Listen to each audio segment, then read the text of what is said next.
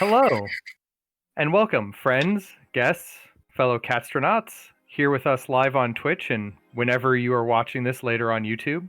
I'm Ben, your DM for the evening, also known as Metamongoose over on the Crit Cats Discord, and tonight I'm running a game of Spelljammer with my friends and fellow Star Chasers. With me tonight is Nick, playing the Elven Star Druid Rothmir, Caleb, playing the Human Psy Warrior Fighter Victor, and PB playing the Harangon Soul Knife Rogue Decanowida. When last we left off, you guys had recently, it's been 2 years, I believe was the refrain, had been left to your own devices on Garden after being unceremoniously kicked out of the Spelljammer core for reasons that are not entirely your fault. You had made your way in this new and lush world and had made some new contacts who had sent you down into a lost temple to find some ancient relic. You went down there, found a ghost who is now inhabiting Victor due to a promise of greater treasures, which we'll probably explore later, I'm sure. And ran for your lives from a giant hermit crab that had decided to take up residence inside of a dragon skull. But having acquired the astral compass and also managed to find a second little shard of star piece that you can add to the astral compass at some point, you have begun making your way back to the town of Greyhaven. Some things that have kind of been worked out, Victor, between you and your new ghost riding companion, Magnus, the halfling rogue who died many years ago, and is attempting to talk you into letting him come along on your adventures instead of like expelling him from your body, so that he can maybe get some finder's fee on this giant treasure and eventually get resurrected someday. Is being resurrected. He would like that. It's you get a finder's fee, for the big treasure, and then you pay to get him resurrected, and he'll be on his merry way. But things that you have personally learned on your travels back to Greyhaven. Magnus does not know exactly where the treasure is located. The treasure map that he was using, that would be pointing the way, was held by a former contact, a half-orc named Sharak. And it shouldn't be a simple, a trivial matter to find one surly half-orc somewhere in the town of Greyhaven. Magnus is sure of it. Oh. But once that is found and a treasure map is acquired, no big deal. We'll find the treasure of Crimson Kate, the Gith pirate, who sailed the astral seas, accumulating a massive treasure, and then mysteriously disappeared with it a long time ago. Crimson Kate? Yes, Crimson Kate. Spell that out for later. But anyway, so that was, like I said, it's a day or so's worth of journey to get from the temple, the ruined temple, back to Greyhaven. And I will run you guys into Greyhaven so you can kind of get a feel for your home of the last 2 years.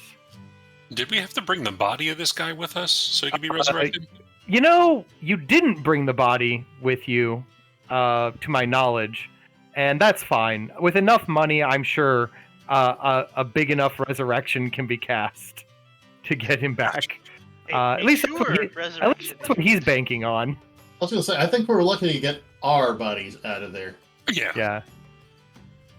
I'm sure Deck is also very sad that he didn't have time to grab a hold of that really pretty looking chest with like the gold band and the cool little like star pieces, but there was a giant crab. Yeah, Deck was a little upset about that. But anyway, Greyhaven should be loading in for you here at the moment. The city of Greyhaven, the Jewel of Garden, as they call it, the largest and most important city in the vast region here known as the Greenwald. This metropolis sits on the largest natural port in the system, one of Garden's largest hubs of trade.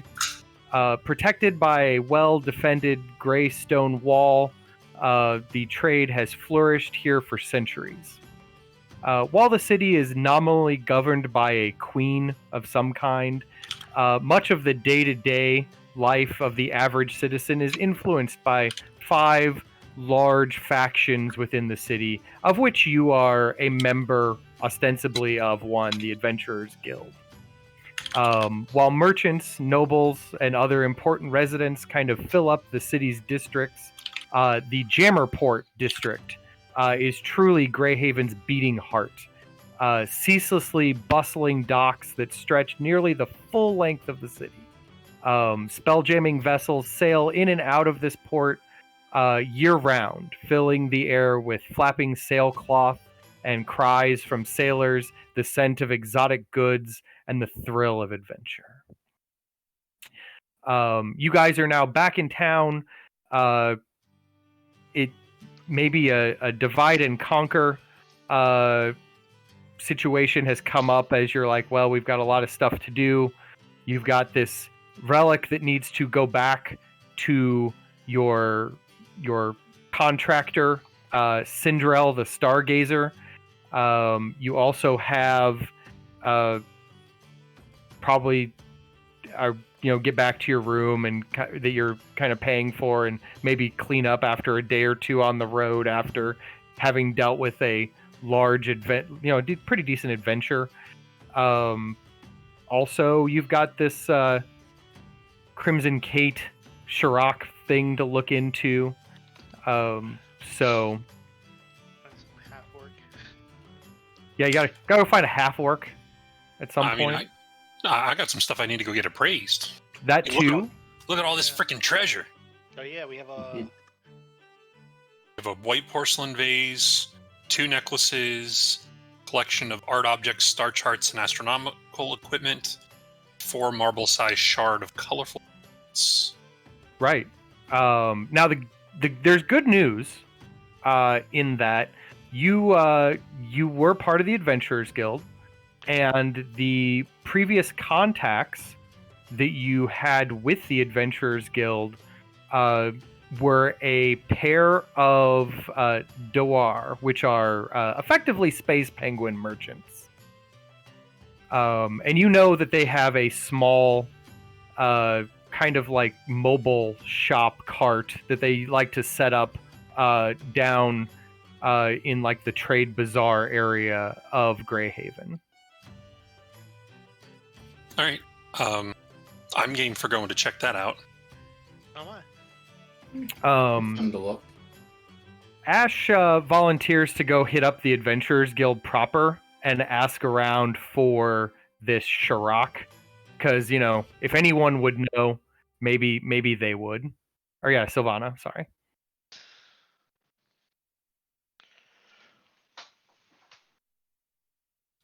Before she leaves. Oh no, she has one of the necklaces. I'll let her keep that one. Okay. But I'll grab her 2 pieces of quartz.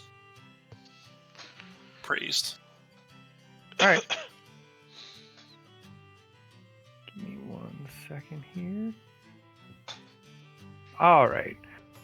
So wandering toward the marketplace. You don't have to go anywhere on this particular map. This is just for show.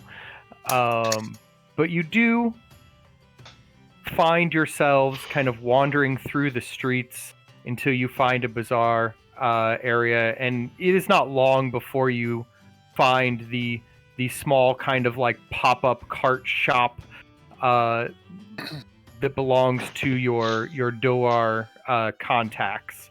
For reference,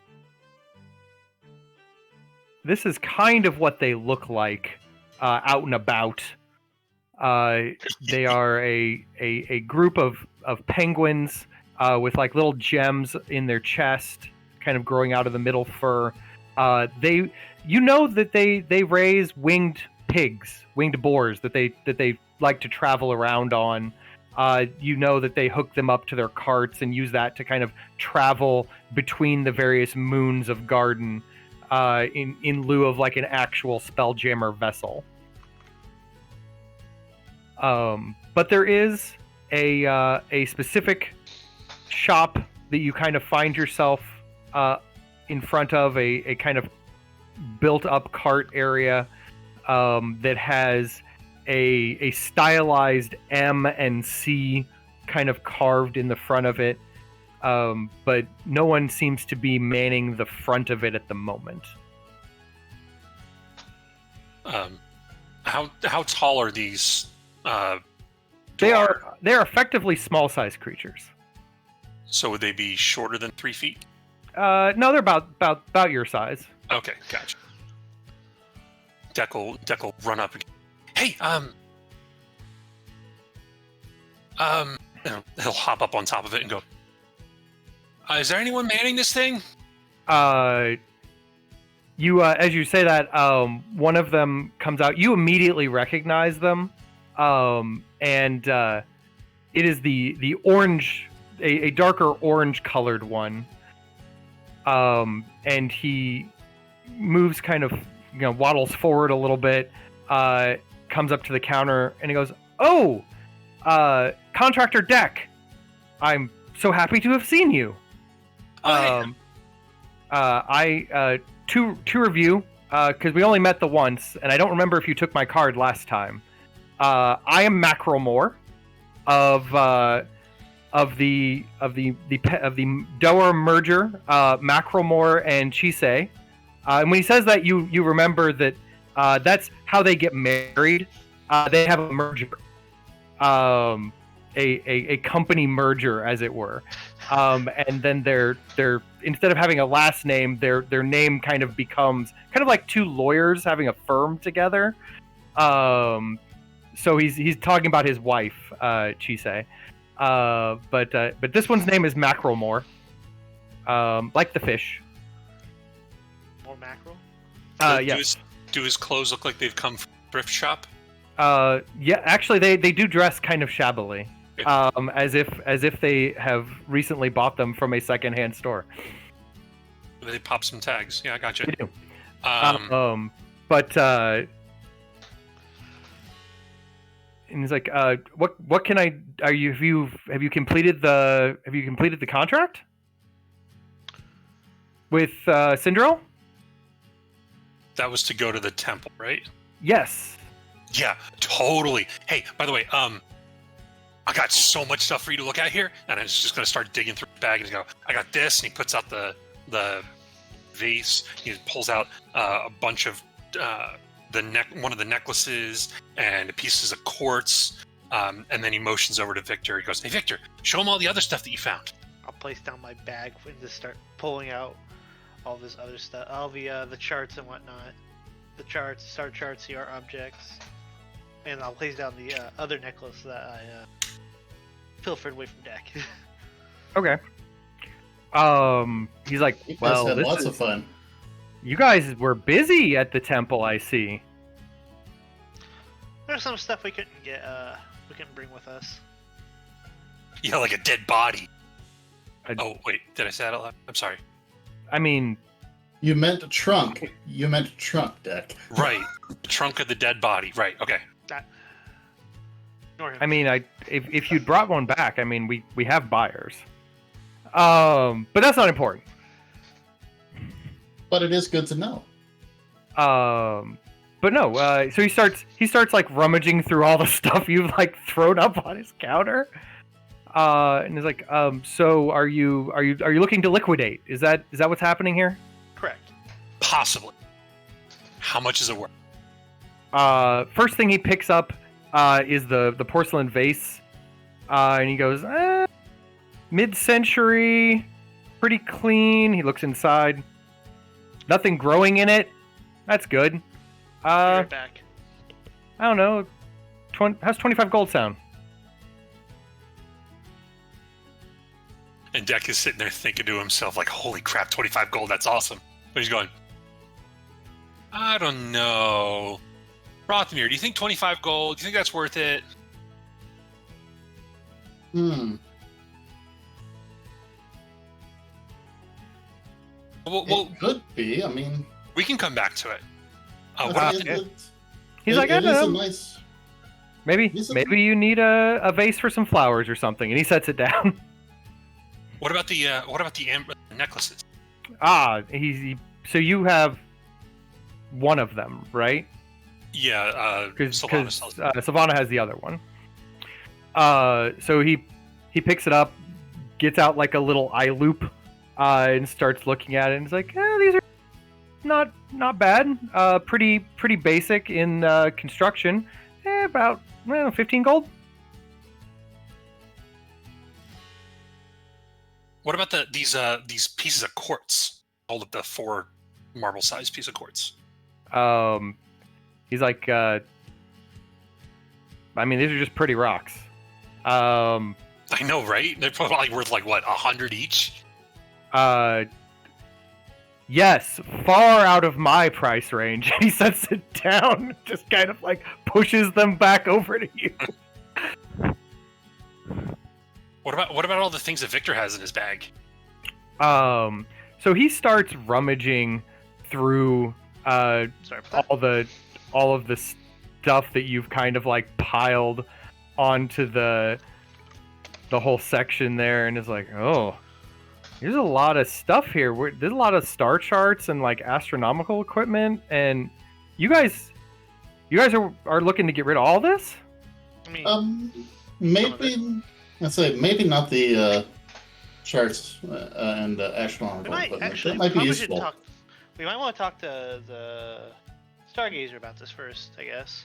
I mean, I've got a line on a guy who might want some of this stuff. So I mean, I'll take this off your hands for like 250 gold. Let's think about it. I think.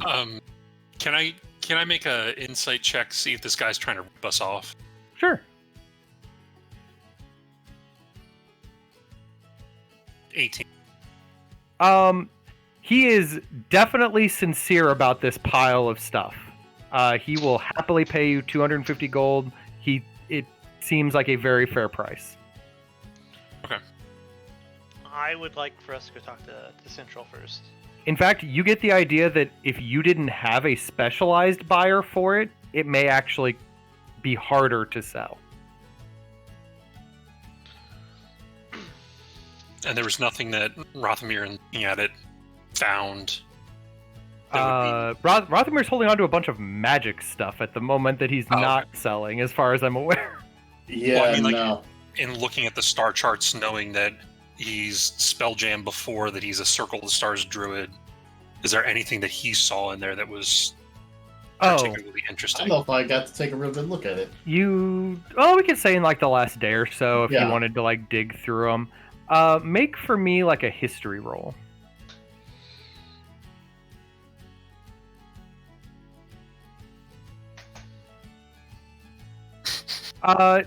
No, I mean you kind of glanced over them in the last day or so, and we're like, well, I mean, these are star charts. Some of them are kind of old. You've seen newer, better, updated star charts before. There's nothing here that like interested you on a real like knowledge-based level. At the moment, we don't have a set of these for ourselves, so it's better than nothing. But I mean, like I Right, said, but like you were like, the notes I took while I was in school are probably good enough compared to these. Like, these are nice looking, but like I've got better current information. we could go talk to Central about like if he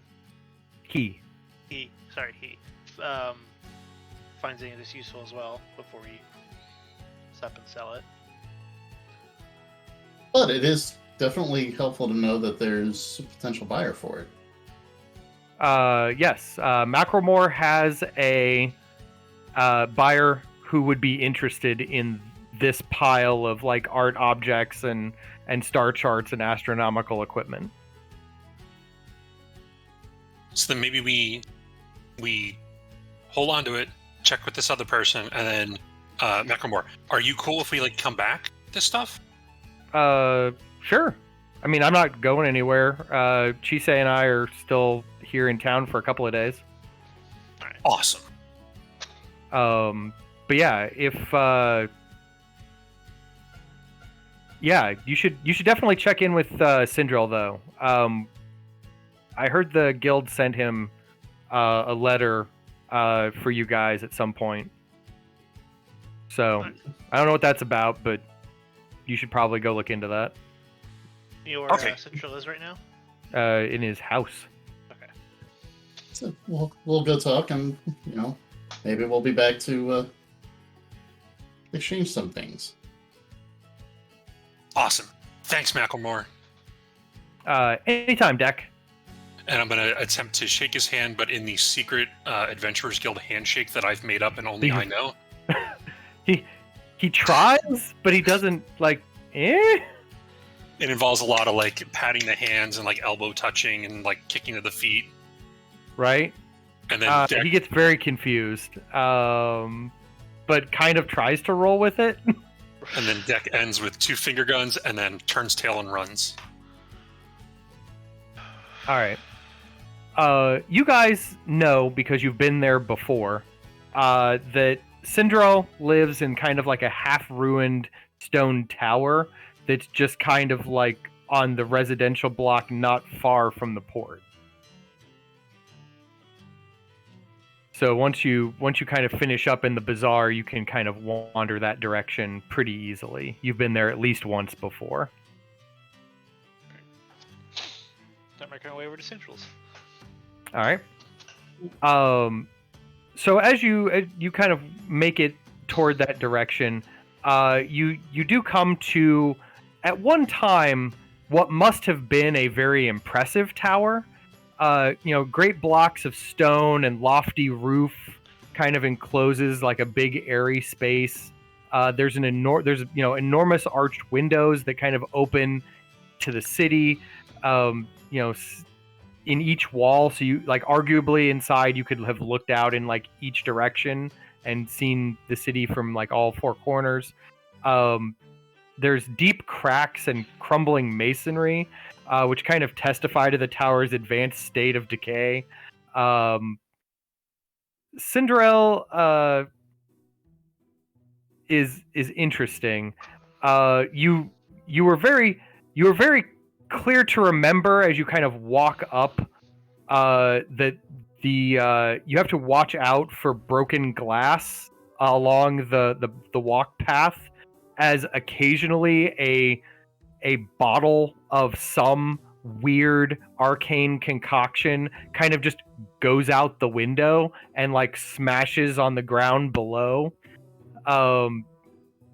It's not safe, honestly, but no one stopped him. No one's ever stopped him. But let me move you to the tower here real quick, as you kind of make your way up the steps of the entryway to get to the next area of the tower. And let me bring up a picture of Cendrail. And we've met Cendrail before? Yes, once, because he's the one who gave you the mission. Right. Okay, gotcha. So this is Cendrail. I was gonna say Deck might remember it, but my brain's not capable. Right. No, you personally have not met him until just now, but Gotcha. your characters have met him once already. Gotcha. Cendrail, an energetic old man with wild hair, definitely more than likely insane. A chaos or wild magic sorcerer of sorts. He studies chaos sorcery primarily by reading the stars, studying the winds, and tossing bottled concoctions out his window just to see what happens. But as you, let's see, I did hit show players, right? Yeah. Okay. All right. So as you kind of make your way up to his lab, where like piles of papers are scattered all around, and weird arcane devices are shooting energy into areas of the tower for who knows what reason. You see Cendrail at a control panel, like flipping switches and poking buttons to some strange end. The ceiling here dangle. There's a lot of color from the lights, but also from a bunch of dangling glass bottles that hang from strings, just littering the ceiling and giving the whole room kind of like a kaleidoscope effect. I'm just thinking we'll have to bring Savannah back here sometime. Yeah. I want you done with the place, Central. You say as you. He's like, oh yes, I added 3 new bottles today. I know, I saw them, right? I had to make a hole. These other ones they'd waited an hour or two to seep, so I tossed them out the window to see what would happen. Yeah, What happened? They broke. No way. I mean, I was expecting a little bit more, like maybe a frog would turn into a bird or something, but Whoa, you can do stuff like that? I can. This one made the ground. The one you threw out the window beforehand just made the ground wet. That one, yeah, well. At There's a least lot of nothing that. exploded this time. Well, I mean, maybe it exploded on a different plane of existence. That's something I'm going to have to look into later.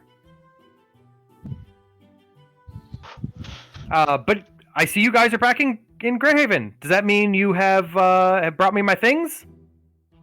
We found a few things. Sweet. What'd you get? Show me.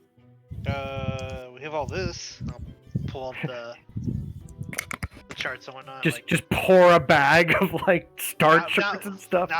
Well, yeah. Yes, but no. And he sent us down to find the compass thing, right? Yes. Yep. You should have found an astral compass because he believes that he can use it to find a fallen star. Well, and while he's looking at that, while he's looking through the pile of stuff that Victor's undone, I'll kind of pull the compass out, and we were able to acquire this. I'll say as I pull it out and just hold He it. was kind of rummaging through the star charts, but as soon as you pull out the astral compass, like, yeah, that's what I sent you for, and that is what I need. Gimme. I will carefully hand it to him. He grabs it like a mad raccoon, and like scuttles away back to like his desk, lays it out, and goes, yes, this is exactly what I needed. With this, and he grabs like 3 or 4 pieces of paper, and with these, I could probably figure it out. I can make it work to find are there 2 star pieces in here? Yes, we happened to find one along the way out. Excellent. That will increase its power 2-fold. Did you just pull a C. Montgomery Burns and go, excellent? I did, because he did. Expecting Smithers to come running up the stairs. Well, not this time.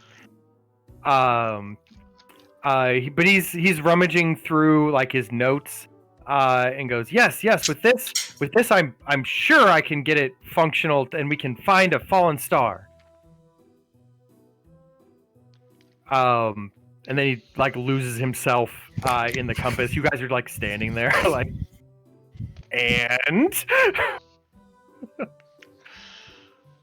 gonna start putting the stuff back in the bag. Obviously not interested. yeah, he's 100% lost interest in that stuff the minute the astral compass showed up. Drothamir, you tipped our hand too soon.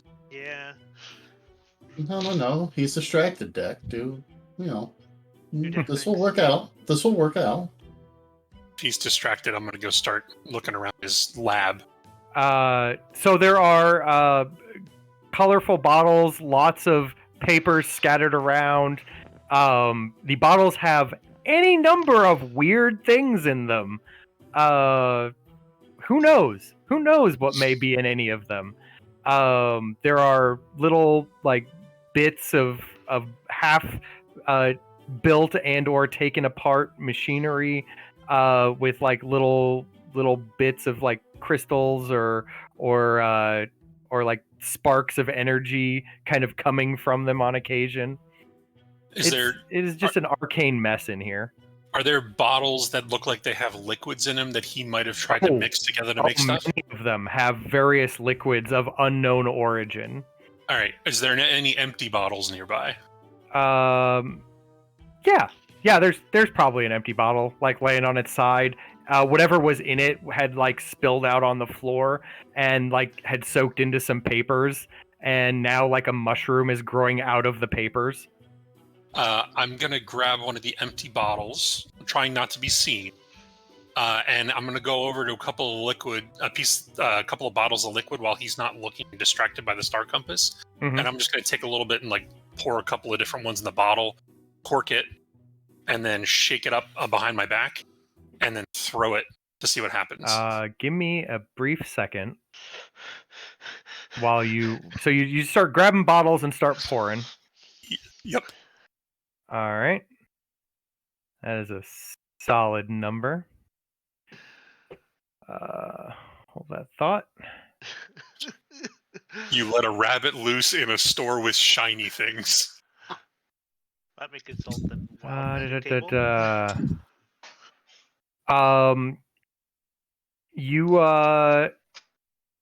so before you get a chance to throw it, a puff of black smoke kind of shoots out of the bottle like up into your face, and you inadvertently breathe some of it in, and it smells almost like grave dust.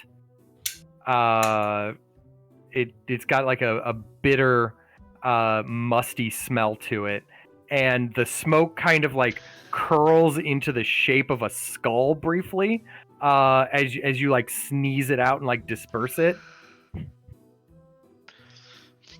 Huh. But that like the liquid is still in there? Yeah, it's like a bluish colored liquid now. Cork that one, put it in the bag. Okay. That's all. Oh, Cendrail. Make for me a sleight of hand roll real quick. With pleasure. 22. It never happened as far as anyone else in there is concerned. Even despite the sneeze and the black puff of smoke and the whole skull thing. Yeah. Never happened. There may have been a sneeze. Weird things happen with Deck all the time. Yeah. Right. So, Cendrail, what did you say that we would be possibly finding this fallen star?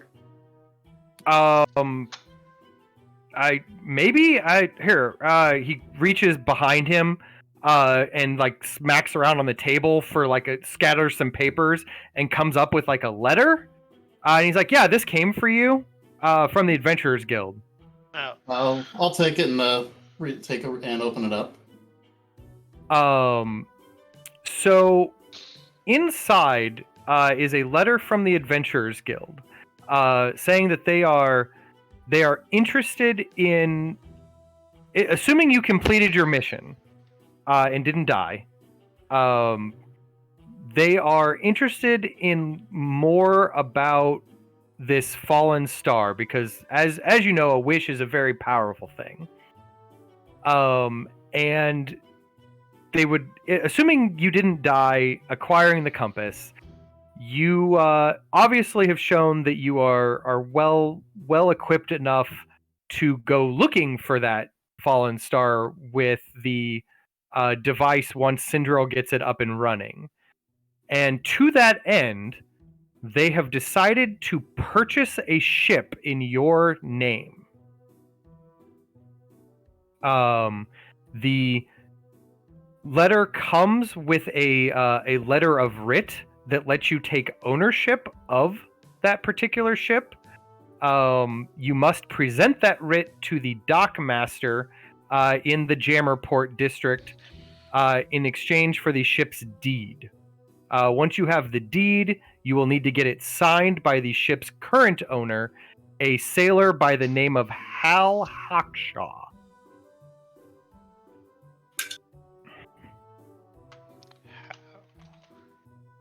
Hal Hapshaw? Hawkshaw. Hawkshaw. Yeah, you know, like Hal Hawkshaw, like a woman scorned. Yes. Yes. That is the order of things. You will need to show the writ to the dockmaster to get the deed. Take the deed to Hal so that he can sign off on it. And then you guys will be the owners of a ship. Hey guys, looks like we're getting a boat. Oh, finally. No way! What's it look like? But doesn't Is there a say. picture? There is not a picture. Is there a name of the ship? There is not a name. All it tells me is we got this thing. We get to go to a dockmaster, and then we get to go get the transaction completed, and then we have ourselves a ship. Which means that once Cendrail does his thing with that device, the guild wants us to actually go looking for the star. Are we bringing Cendrail along with us, or? The letter does not say that you need to bring him along, just the compass. Okay.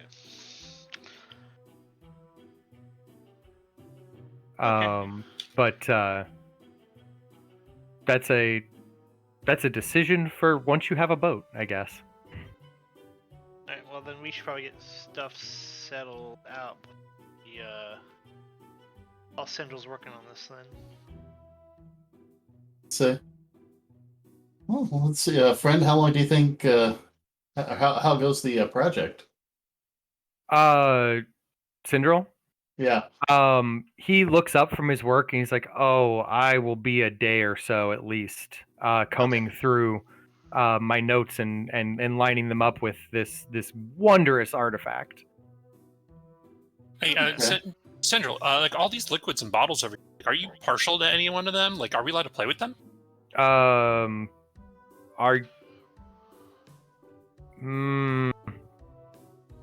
You know what? Actually, as an experiment, you are free to play with whichever one you want. Ooh, cool! I'm gonna go grab another empty bottle, and I'm gonna pour different liquids from the first time into the bottle, cork it up, and shake it up. Give me a moment. He's gonna let me. Let me play. This is the last time we let Deck choose the jobs. No. This could be very. This is a good experiment. I wholeheartedly So endorse it. the liquid inside turns a bright purple.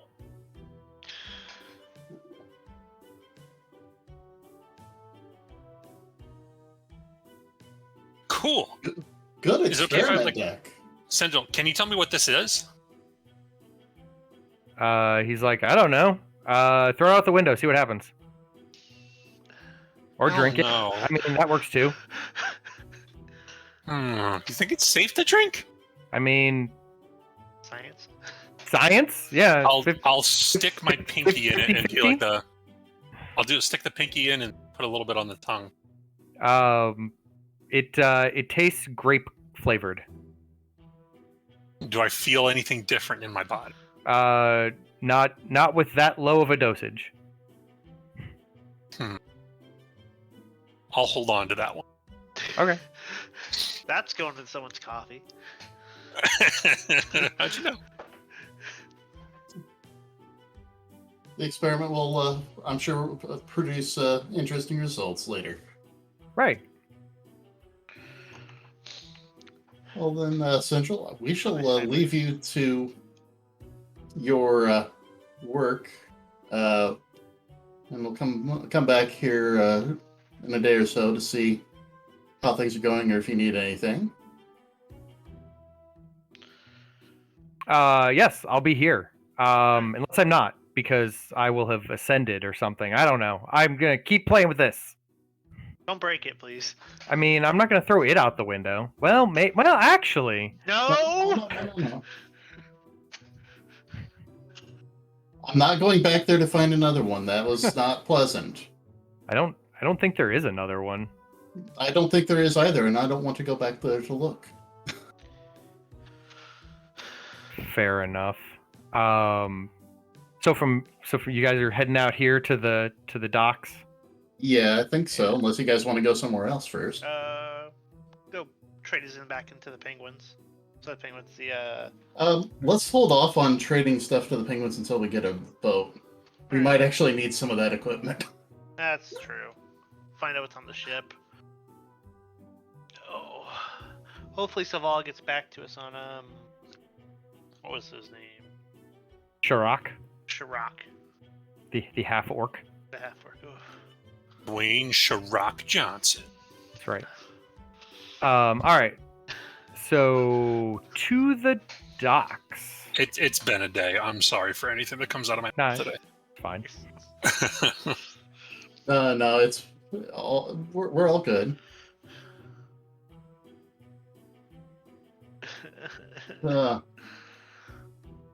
Yes. Should probably go make our way to find a dock master. Let's see. That's wrong person. Loading. Oh, you're still loading? For some reason, I am. It's weird. We're already in. Yeah, I'm loading. We removed. No, don't do that. Now we'll go back. We should. Yeah. Well, if you unpause us, we will go back. There we go. Eventually, I will load in. Stuck at 99%. Quick, before he gets in there, let's screw with everything. But you can't now. I can pause the game. All right. I know. So, at the docks, you do see a fabulous vessel parked just next to the broken gangplanks that are in this particular area. You do know that the dock master is this guy who I cannot. How do I target things again? Yeah, that guy. Here at the top of the dock area, and he seems to be in livid conversation with a tabaxi. Who this one right here, who seems to be arguing with him about something. You can't hear much because of the chaos of the docks currently, but that is what you've got at the moment. Well, slowly making our way that direction would be the best thing to do. Hey, we gotta talk to you. All right. As you get closer, you hear the dockmaster going like, "Well, something doesn't seem right about this," and the tabaxi going, "No, you don't understand, good sir. As I said, this writ entitles me to this boat here, right here in these docks. It says right here plainly that this boat, previous owner Hal Hawkshaw, belongs to me." Oh no. Hey, Hal Hawkshaw, isn't that the one that they gave it to us? Yeah, that's. I'm going to start moving forward. That sounds very unusual to us, sir. We happen to have. You kind of roll up on this discussion. Yeah. We were actually coming to talk to the good dockmaster about a writ for a similar vessel.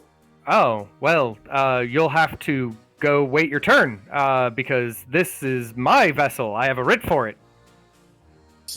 Well, I don't know if it is this vessel, but there is a writ that we possess for something that here is a picture of stolen. one tabaxi pirate question mark.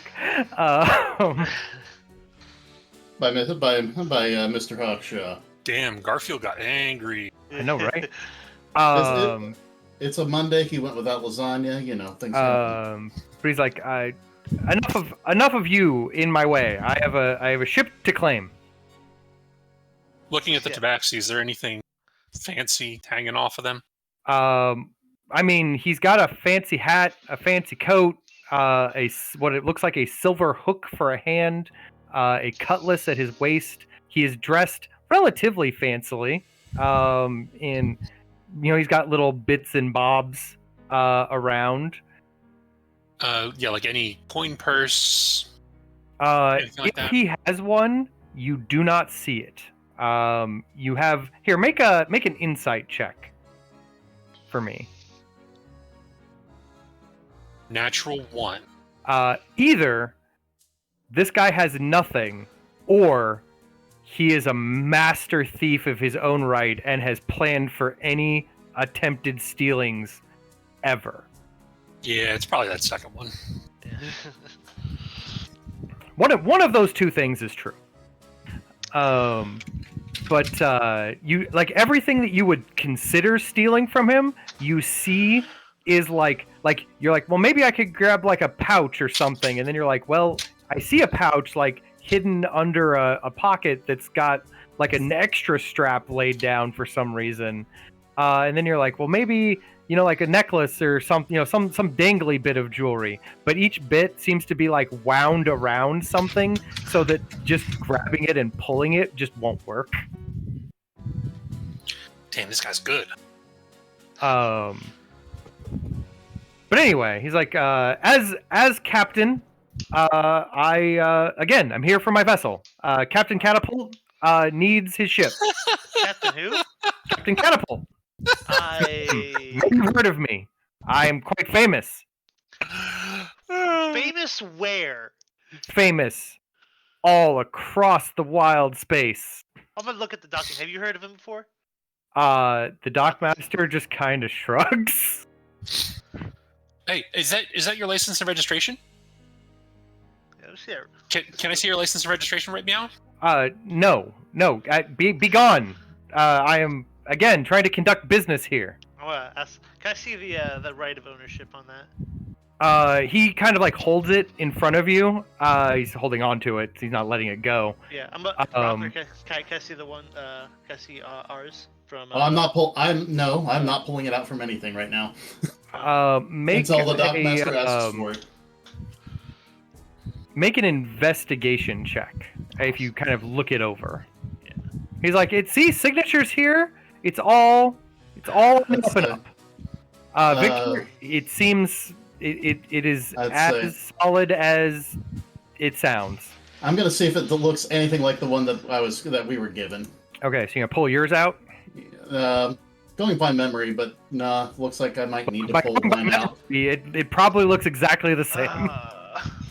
Carefully pulling ours out, but not letting it out of my hand. That's fine. So you kind of like pull yours out, and are you going to claim that you also have a writ that matches this ship?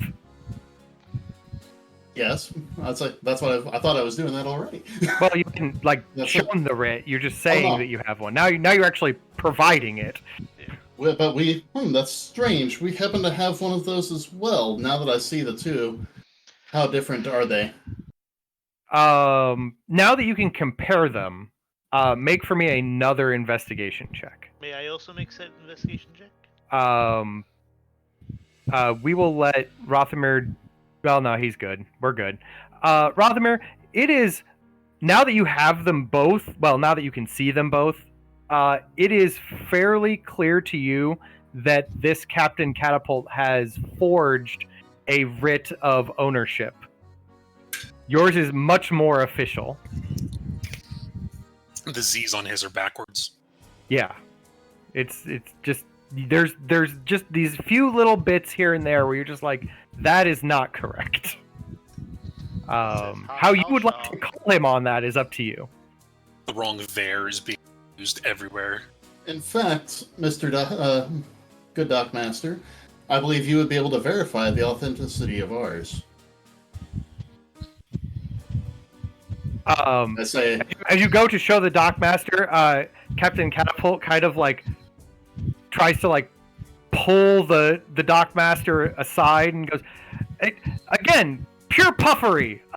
This one obviously the first one that you saw, and also the most correct.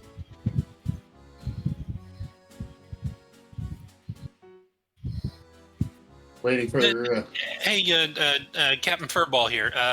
Why don't you let the Dockmaster make a decision on his own, huh? He's like, he just kind of like folds his arms and like harumphs at you, and he goes, "Fine. Look at their lesser writ. Not nearly as good and well made as mine." Wait, made? You made yours? I didn't make mine.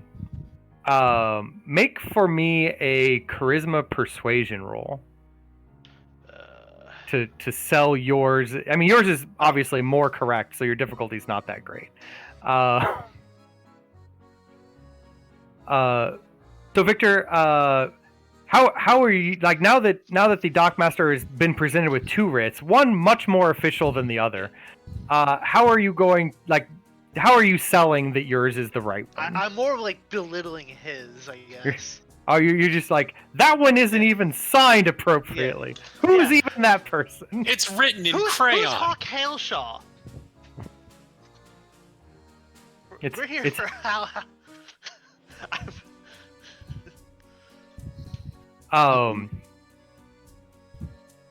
Deck, make a perception check. Or perception. 22.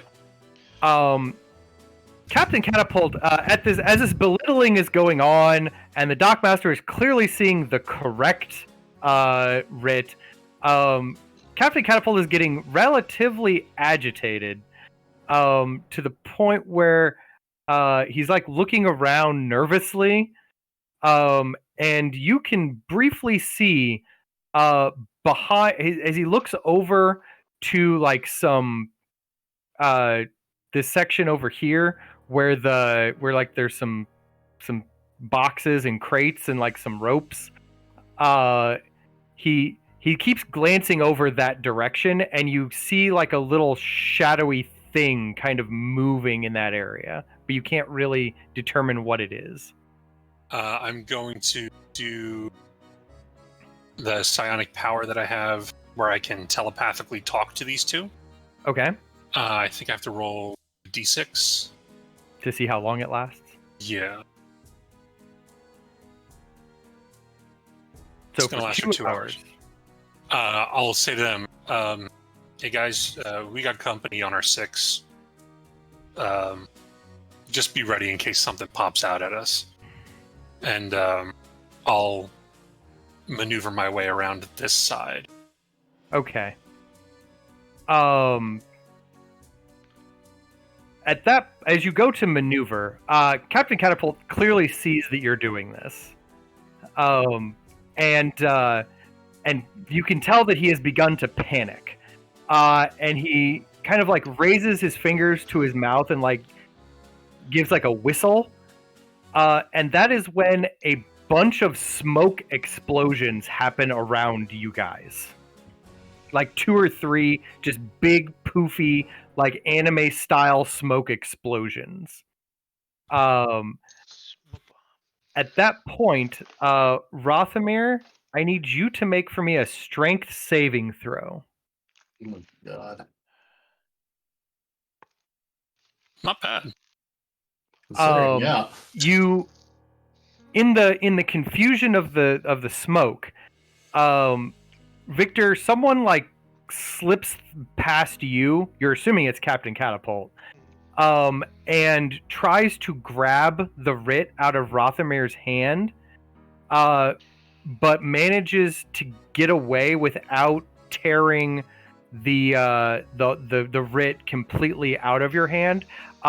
He kind of like rips a bit of the bottom part away, and then as the smoke clears, he is no longer there.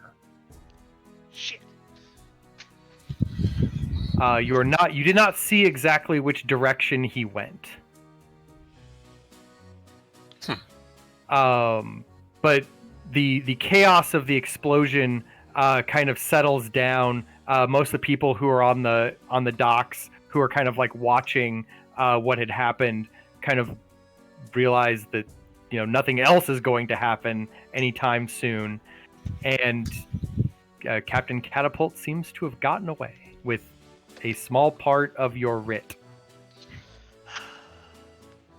Look at it. How badly damaged is the writ? Not terribly. Just a bit of the bottom where like part of the signature was, but not like enough that like the dockmaster's here. Yeah, and he's the one who has the deed. So the fact that he saw all of that go down, he's kind of looking at you guys and is like, well, I'm fairly certain that you guys are the ones with the actual writ. I'm glad that you are so understanding of the situation. However, just to be on the safe side, can you verify that you are members of the Adventurers Guild somehow? Yes, totally. I know the handshake. Hold the deck. Hold on. Is there actually a thing that we have that says we're part of the guild? You don't have anything specifically, though. You do know that Macromore or Chisei could probably like stamp it for you. So we can definitely have it approved or have more markings put on here by higher ups within the guild if that's what you're asking for. Okay. If it would put me at ease because I don't want to like find out that like later all of this was a massive misdirection.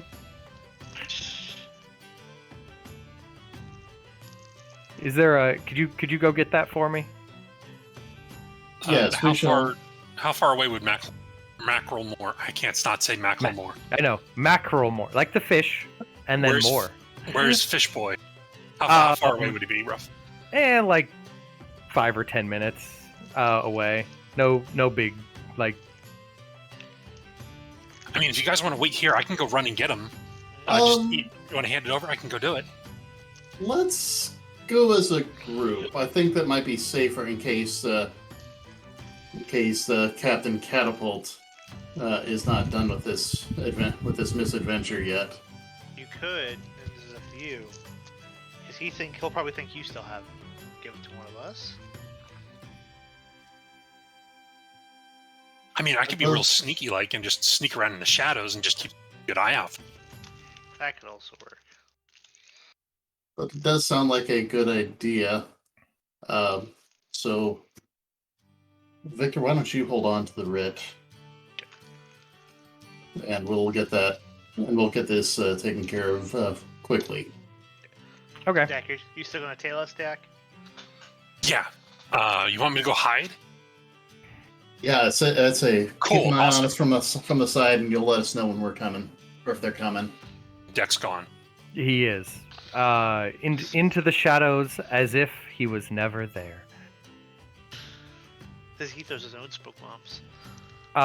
So as you guys get back, are heading back to Macromore and Chisei's little pop-up shop, Deck, you're kind of keeping an eye out for like anyone trying to tail your friends, and you do notice that there is a pair of what look like maybe soldiers, wearing high-collared great coats, and they have axes on their hips. And they seem to be following your two companions through town. Do they have any markings that would show them as like guards for the city or anything like that? They're definitely not that. They're not of the of the city proper. Make for me a history check. Ooh. Deck is real good at these. Not terrible, 12. You've seen them in these last couple of years around, but you don't really associate with them. They are Black Rift warriors. They are a people who come from an area of realm space that, like, you can see in the sky. There's a kind of like an area where there just aren't stars anymore. And you don't know a lot about that area of wild space, but that's where they come from. They travel in groups. They're kind of a raider civilization, as far as you can tell, and they're generally not nice people to deal with. Gotcha. Bad guys. They're a bit of bullies, but they don't seem to be like they seem to be following your friends at the moment. Gotcha. And the axes that they have on their hips, that looks to be their only weapon. Correct. It is you don't know why every Black Rift person has an axe. That just seems to be like a cultural thing. But Okay. that is also like their primary weapon of choice. Okay. I'm going to keep tailing slightly behind them.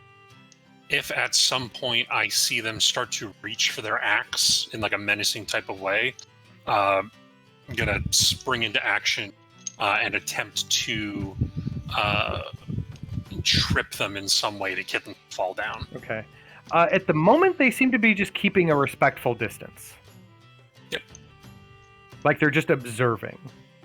While that's going on in their heads, you're going to hear, hey guys, there's 2 Black Rift soldiers. They're following you right now. Doesn't look like it's a problem, but I'm keeping a close eye on them. If they start to get out of hand, I'm going to trip them up. Okay, you can talk back in your heads. Don't say anything out loud. They might...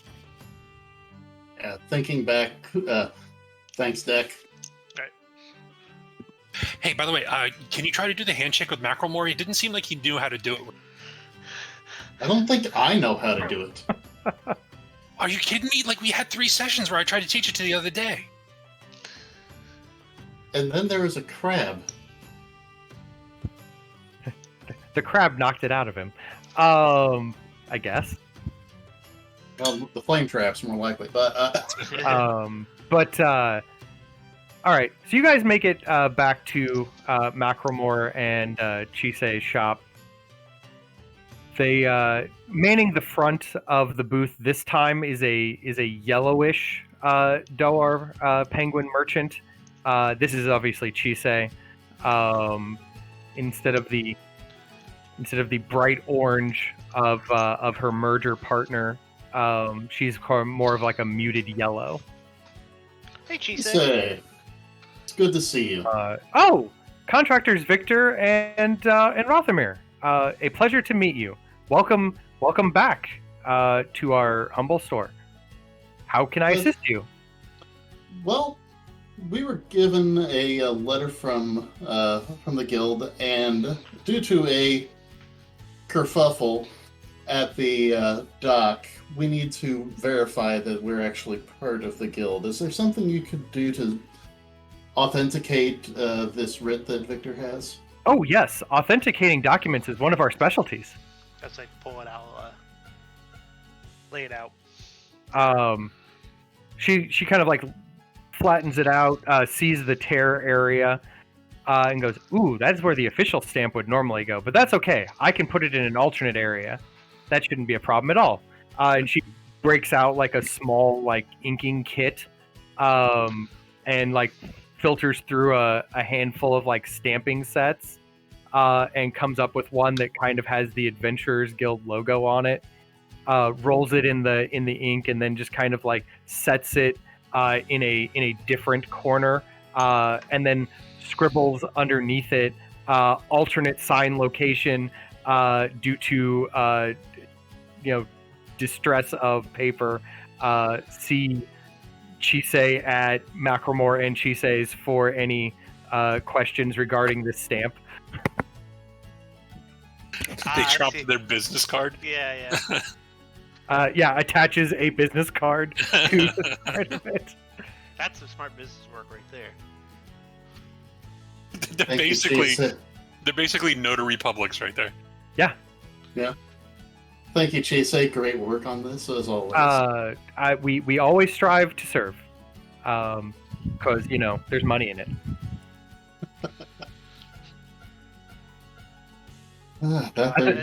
Don't worry about giving me money. I will invoice the Adventurers Guild later. Gotcha. Will do. We greatly appreciate that. In my head, I will ask Rob, do you want me to hold on to this, or do you want me to pass it back to you? Can't talk to each other. I think you talk with me. All right, I will. I will relay to Dak. Ask him. Do you want? Ask Rothmere if you want to hand him back, this bit back to him, or let me hold on to it.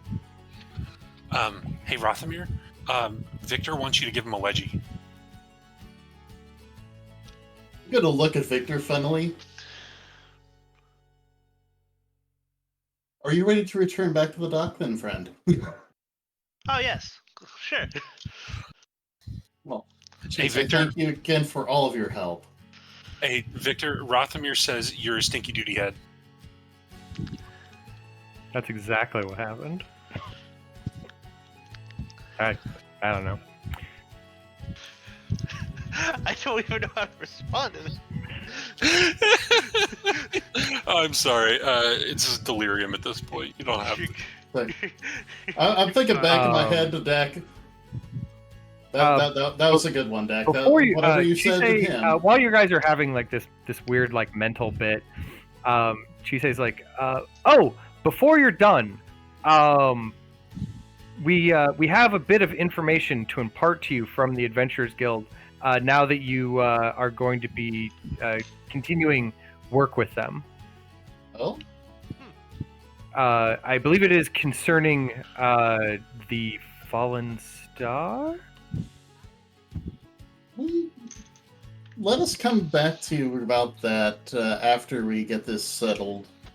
And we may hopefully have get everything else taken care of on that. We may have Okay. some saltiness too.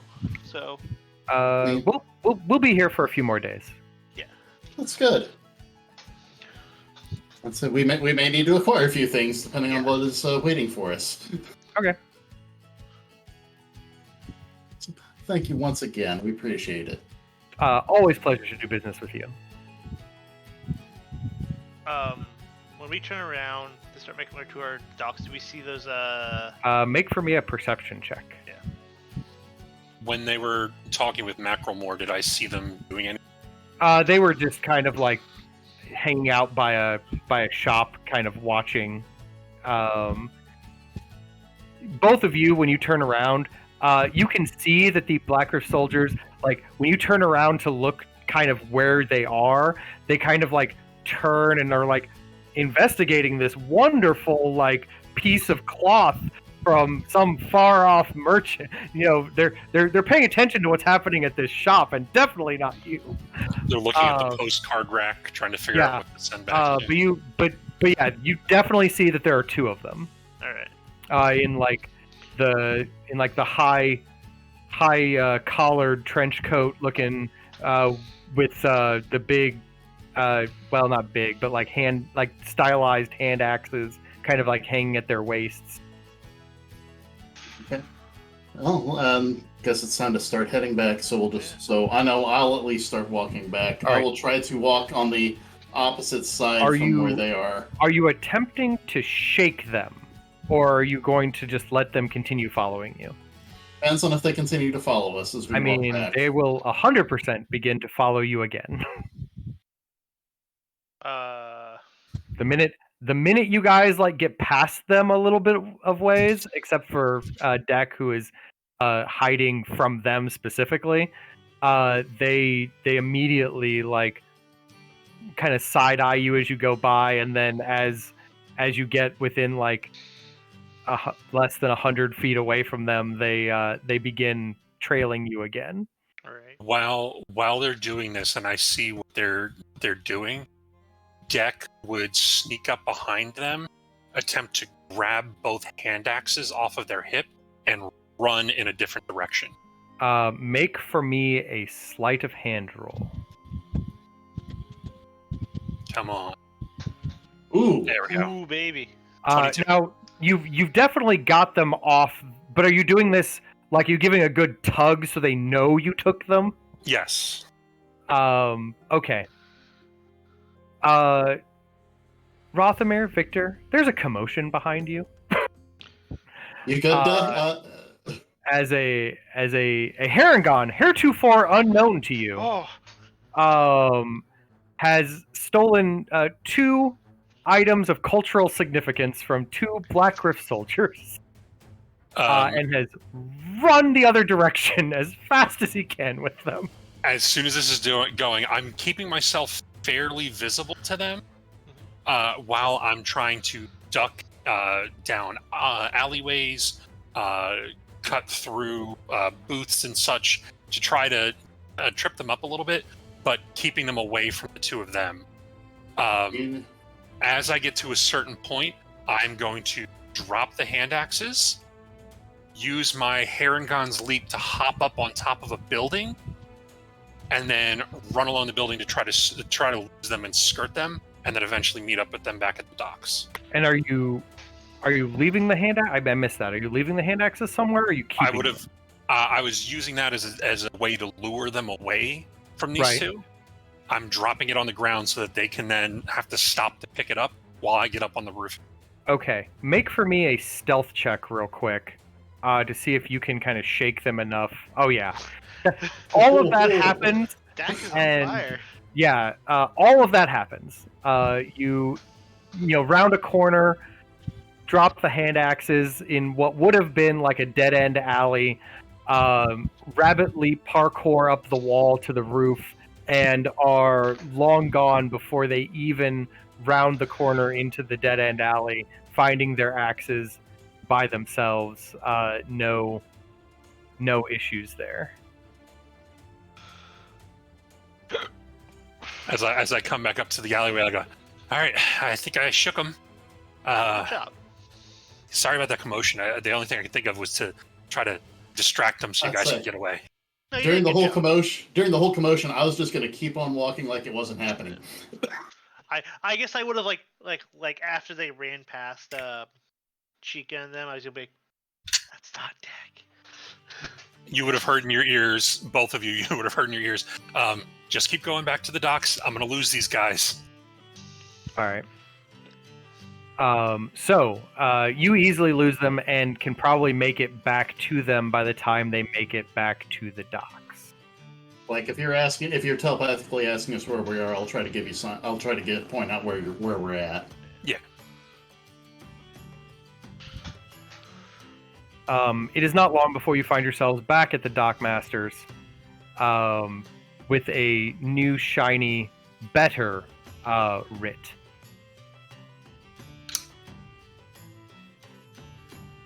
The Dockmaster hands you a,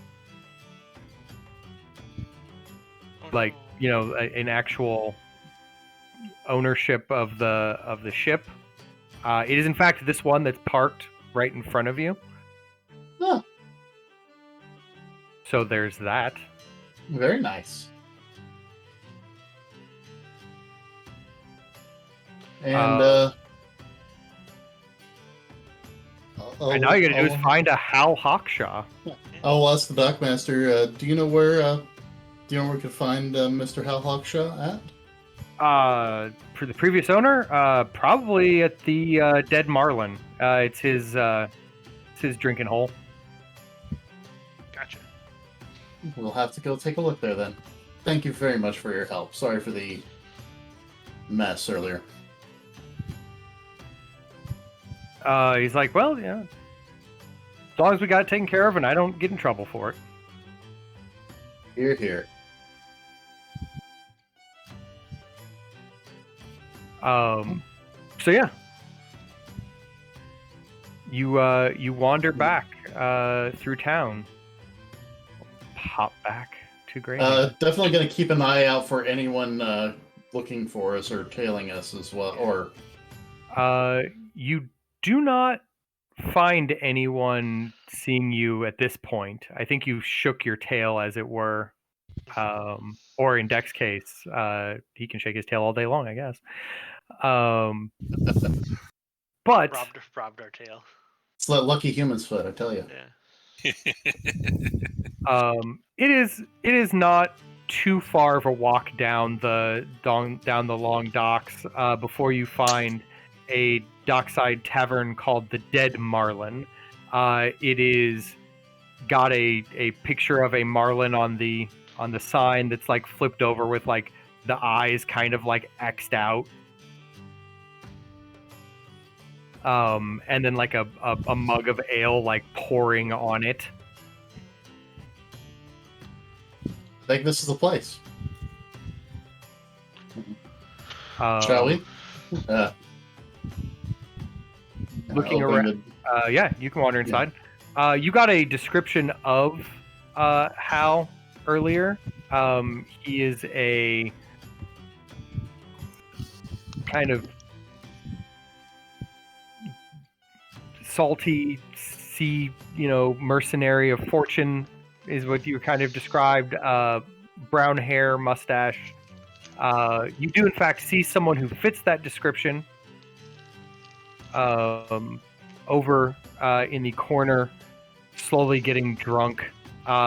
He has a ornate battle axe strapped to his hip, identifying him as a Black Rift individual. Oh. But unlike the other Black Rift folk who you've crossed paths with recently and or in these last 2 years, who seem very gruff and raider-like, Hal seems, from what you can see from the doorway anyway, has an easy grin, seems kind of friendly, kind of out of character from their type.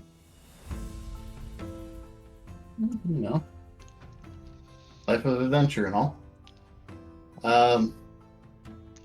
Gonna kind of nudge Victor and walk on up. Gonna think to Deck. If you want to keep an eye out on stuff, make sure no one tries to, stab it, I guess. That would be great. Got it. Thanks, bud. I'm gonna go over, find a dark corner to stand in and just keep my eyes on the crowd. Okay. Edward's strategy. You found a nice quiet spot to kind of just keep an eye on everyone. All right, the other two of you wander up to Hal. Mm-hmm. He looks up. Hello? Oh. Would you be Mr. Hal Hawkshaw? Depends who's asking. If you're a credit collector, no, I'm not. I am not here to collect credit. I am, however, we are here, however, to collect a boat. His smile kind of sags a little bit, and he was like, I knew it. Well, I guess it is what it is. I assume you got the papers? Yep. Just Yep. holding up. It hurts. He grabs a pen and starts signing his name along the bottom line. I'm gonna miss that ship.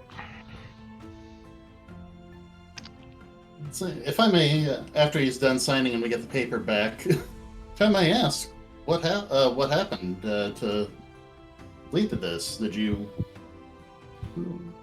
a misadventure in adventure, or?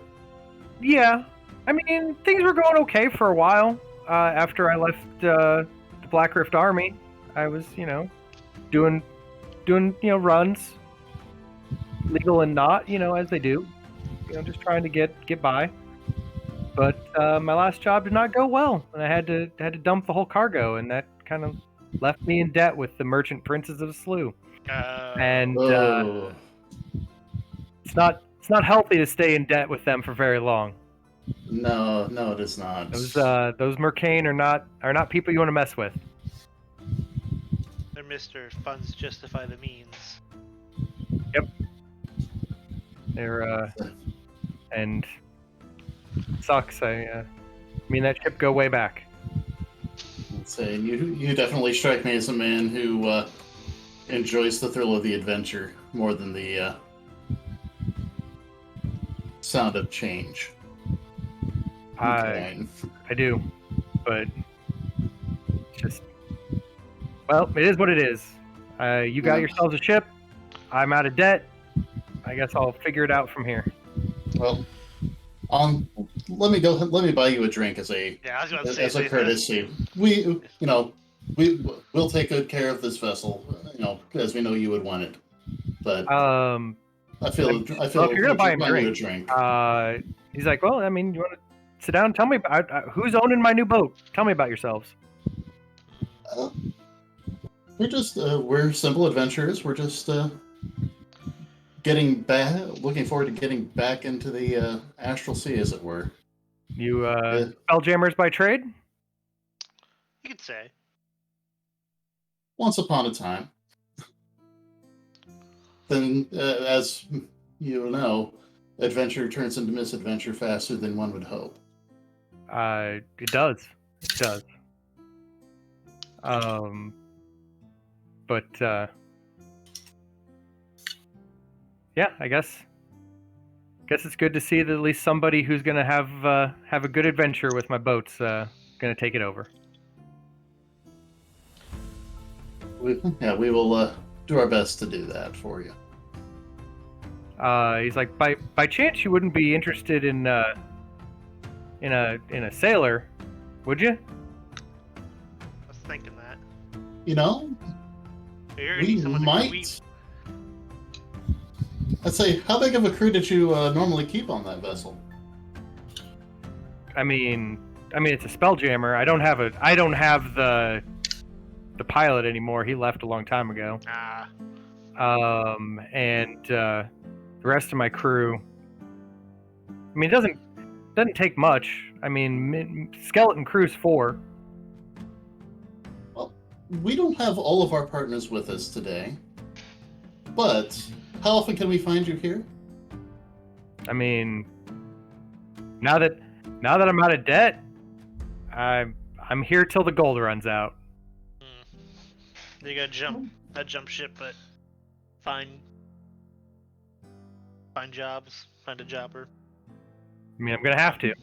Well, so tell you what, let us discuss among the group once we reconvene with them, and if we're looking for something, we'll definitely come back to talk to you. Either way, you are a pleasant individual. Well, glad to have a drink with somebody who is gonna take good care of my ship. Glad to have a drink with someone who had such a good ship to take care of for us. First.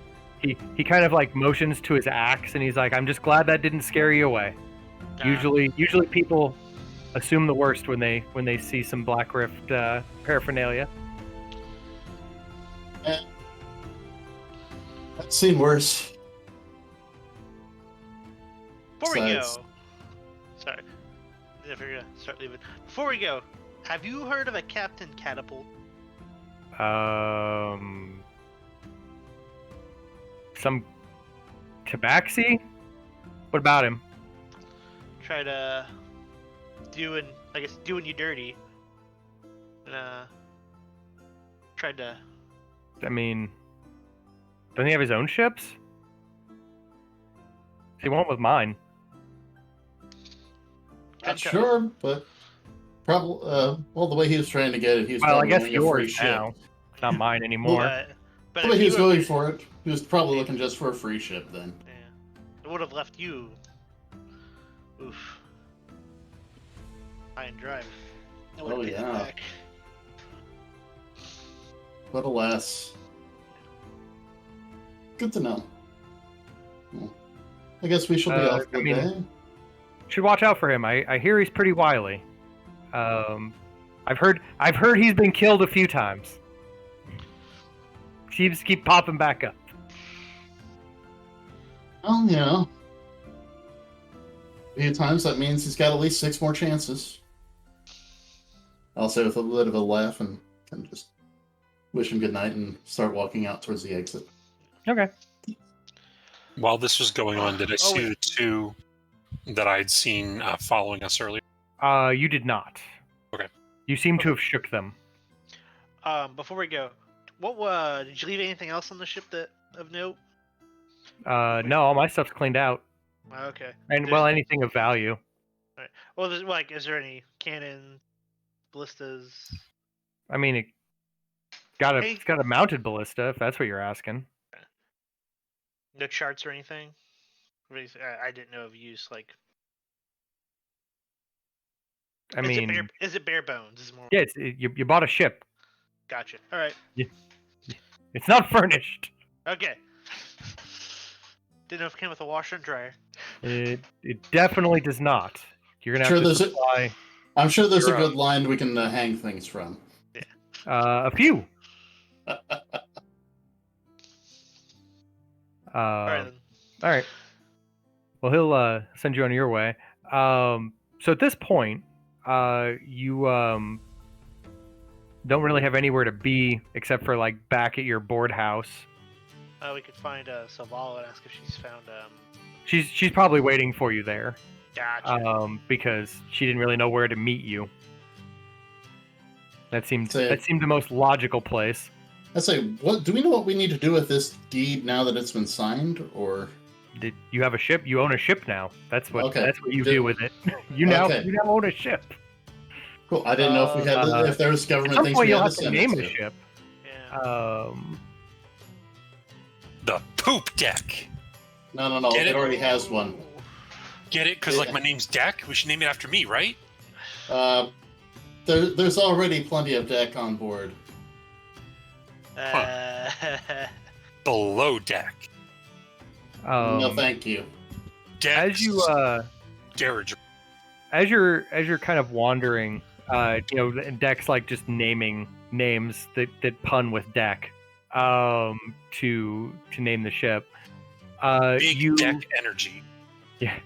You hear there's a small crowd around a mystical looking tent that has been set up on the side of the street. And there's a person out front, a goblin that has a little megaphone. It's saying, "The fallen star has been found. Come one, come all, and see the fallen star. No longer is it lost to time. Come stare upon it. Think your wishes. Maybe they'll even come true." We gotta get a look at this, guys. I'm gonna kind of look at them like, you sure? You don't have the compass to check. Yeah, we don't have the compass to check, but Yeah. see. You wander up to the tent. I will at least. The goblin looks at you and goes, have you come to see the fallen star? Found recently in a grand expedition. Found by who? The heroes who found it. They would like to remain anonymous. All That's right. what happens when you have the power of a wish. People come asking you for wishes all day long. Oh, look at what the But- star looks like. but- Does it look but like? for one night only, they're letting us show the world the mystical star. Cost you 1 silver piece. He holds out his hand. Insight check. Is this guy just a swindler? Yeah. Make me an insight roll. Oh, This Natural Jack, 20. Jack, you've run this confidence game before. 100% phony. Hey, so you got a real star in there? Heck yeah. It's the No finest star. way. What color is it? It's bright. It's not really a color per se, but just Bright's light incarnate. Psst, bright's not a color. I've seen a star before. I don't. We've all seen stars. You look up, you see them. They're bright in the sky. Now No, it's like- bright, but here. No, like I saw a shard of one before. Up close. What? It's like, No, you whoa. haven't. Yeah, I have. No, Yeah, I have. that doesn't make any sense. You don't This make guy's any sense. phony. He's Why like, wouldn't don't, it make sense? don't pay attention to this rabbit. He's crazy. I know he's crazy, but he's right. He looks to Victor. You, sir, could just give me a silver piece now, and you could see what a real star looks like. And Victor, you hear in your head, "Don't give this guy money. He's full of crap." I can, in my head, I'm like, I can tell. It's fun egging him on a bit. Tell you what, I will give you no silver, and I'm gonna run a competing one right next to you because we're the ones know who really found the star. You know what? You do that. Okay. You go do that. You go find a tent, and you set it up next to ours, and you show off your star that you know about. I'm gonna stand right next to their tent, and I'm gonna like pull up flap underneath it, and I'll go 5 copper pieces if you want to see the star inside. Hey, get out of there! That's our tent. Get your own tent, your own star. Yeah. On the inside of the tent, when you like flip up the flap a little bit, a broom like brushes you away. like someone inside with like a broom just starts like poking at you. Like, get away from there.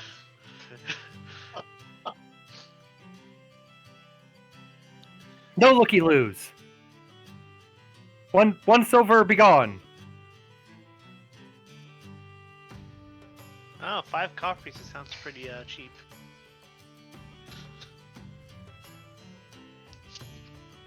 Oh no. It didn't cost us to see five copper pieces to see the little bits. Yeah. At this point, the goblin's like, "Look, either pay up or get gone. You're wasting our time." I'll make a big There's a scene line, and and he walk points away. behind you, and there's like a crowd of people like actually watching what's going on. As we're leaving, we'll say, "That's all right. This guy doesn't have a real star in there anyway. Don't believe him. He's full of crap." He gets back on his microphone. Pay no attention to those weirdos. But you can tell like people are already peeling off. He's like, no, come back. We have a star.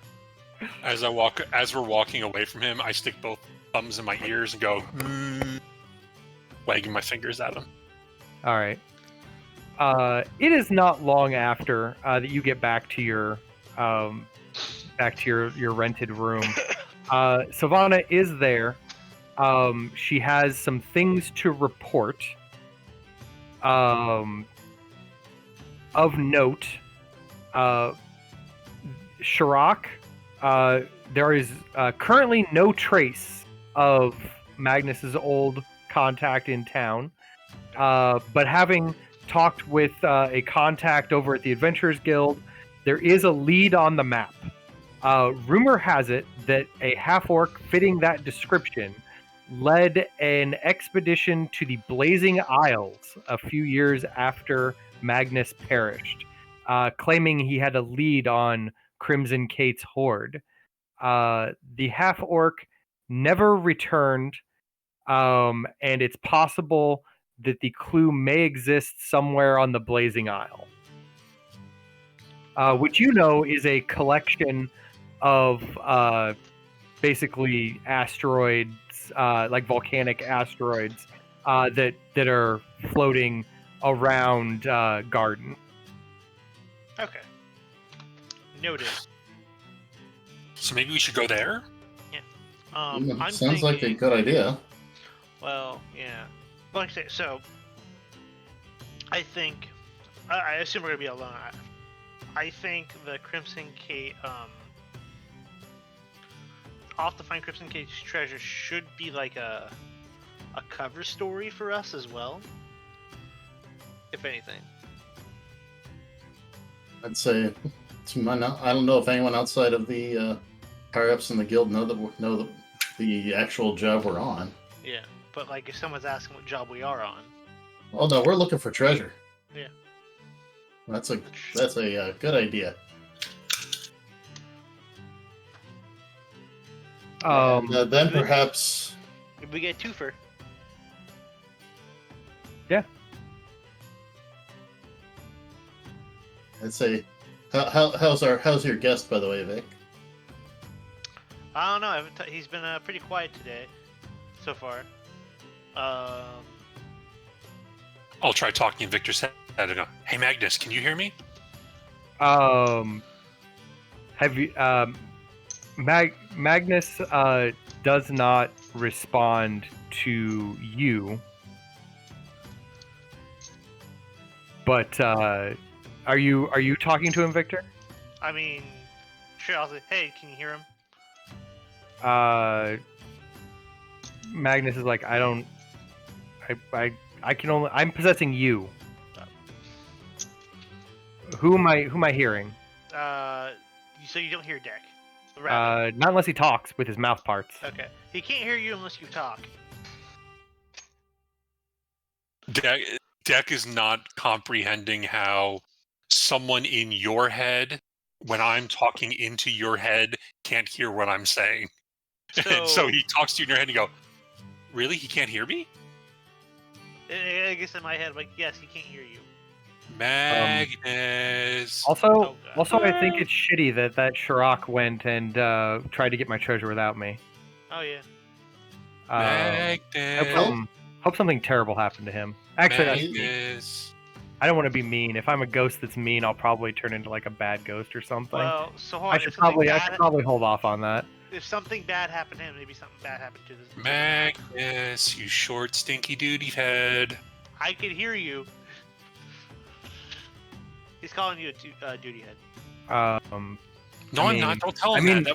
I'm in your head, so I guess. I'm saying that to him in my head. Right, I know. Like Magus is like, well, I'm in your head, so I guess he's really just insulting your head. Oh, god damn it!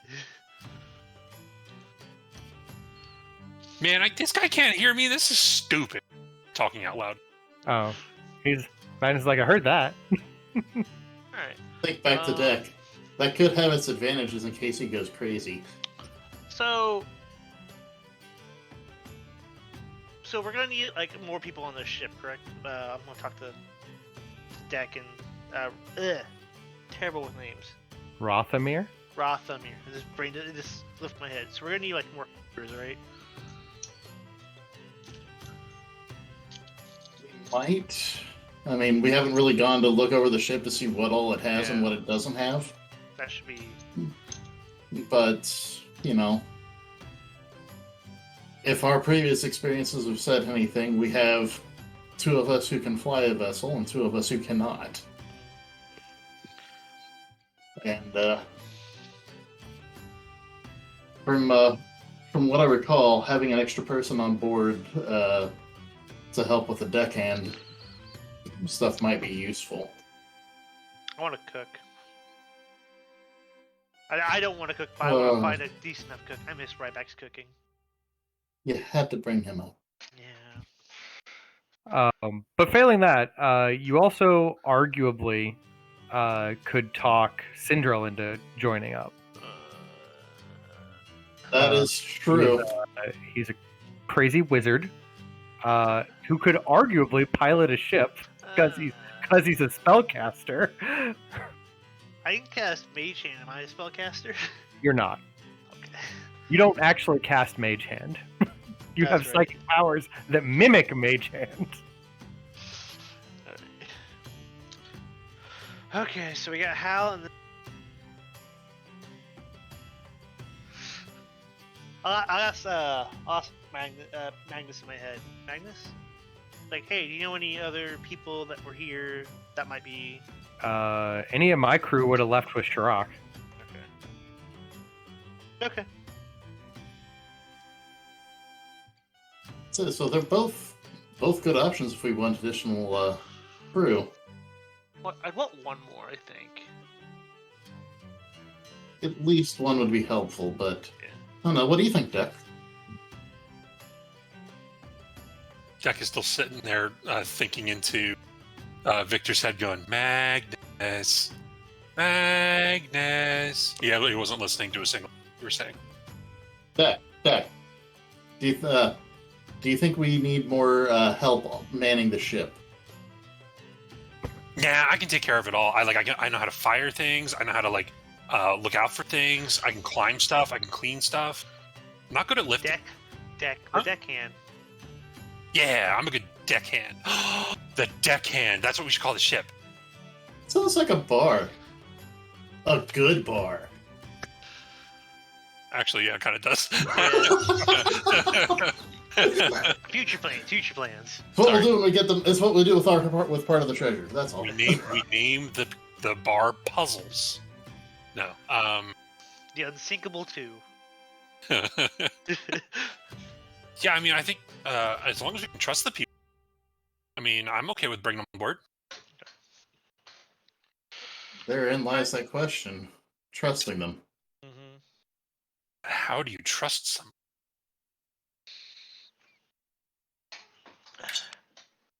Hal seems like a good character. He's a.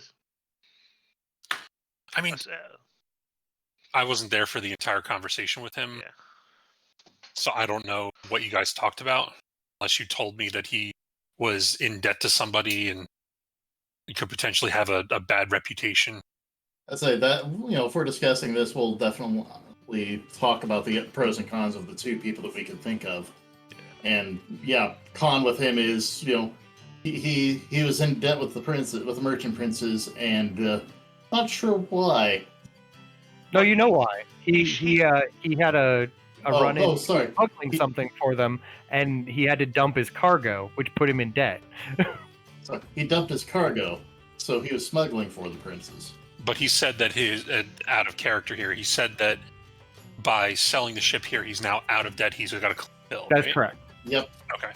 So I mean, honestly, as long as we keep a close eye on him, I'm okay with keeping him around. And I mean, Cendrail, probably good to keep that guy around. I mean, he knows the star stuff. He knows how this compass works. And I mean, you always want to have that one crazy guy around so that if anyone ever tries to screw with you, like they're the ones that go up there and just like go crazy in front of them. I mean, I could probably do that too. It's in. Also, Cendrail makes weird potions. Yeah, there's that. Well, that's a con, more of a pro. Well, actually, that's a side thought for me on what can Deck do with all of his alchemist supplies that he keeps with. well, I mean, that could be a thing. Instead of throwing them out the tower, he could throw them at passing asteroids, and we can see what happens. Loads them into a cannon. Throw a potion at a beholder. Don't know what it does, and just see what happens. Tear gas. Who could say? Who could say what happened? No, I was gonna say he might have his own star charts and whatnot too that could help us. Possible. He is big on those. And then we can sell these ones. Oh, you currently have some already, in case you don't sell those. Yeah. Right. But like, we might need to sell these to, outfit the ship with food and such. Oh, certainly. So, we rest up. We go take a look at the ship in the morning, see what we need, and figure things out then.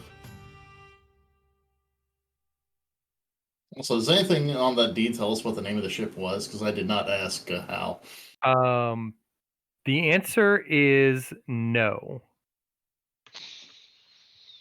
Because whatever the previous name was, it has been scrubbed from the deed. Because it's now under new ownership, so they would give it a new name. Yeah. There's just like a blank space for ship name. Oh. Like, Hal would know what it was, because it was his ship. But you didn't ask. Well, We probably also don't want to keep the same name with the history that might come with that. Do we still have the writ or the deed? we have the deed. You have the deed. So looking at the deed, it just says ship name and then blank. Yes, because you are were granted a fresh deed that he had to sign it over to you.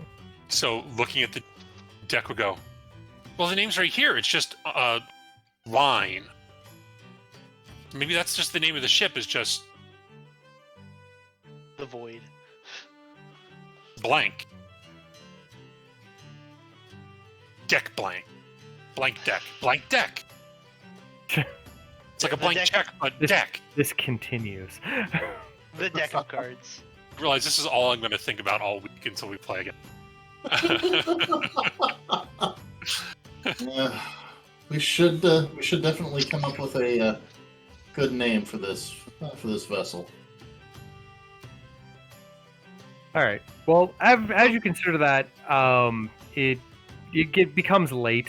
You guys are up having this discussion and/or theory crafting, and it becomes time for a rest. In the morning, you should probably head to Cendrail to see if he is done with playing around with the compass. That'll be a good place to start with. Okay.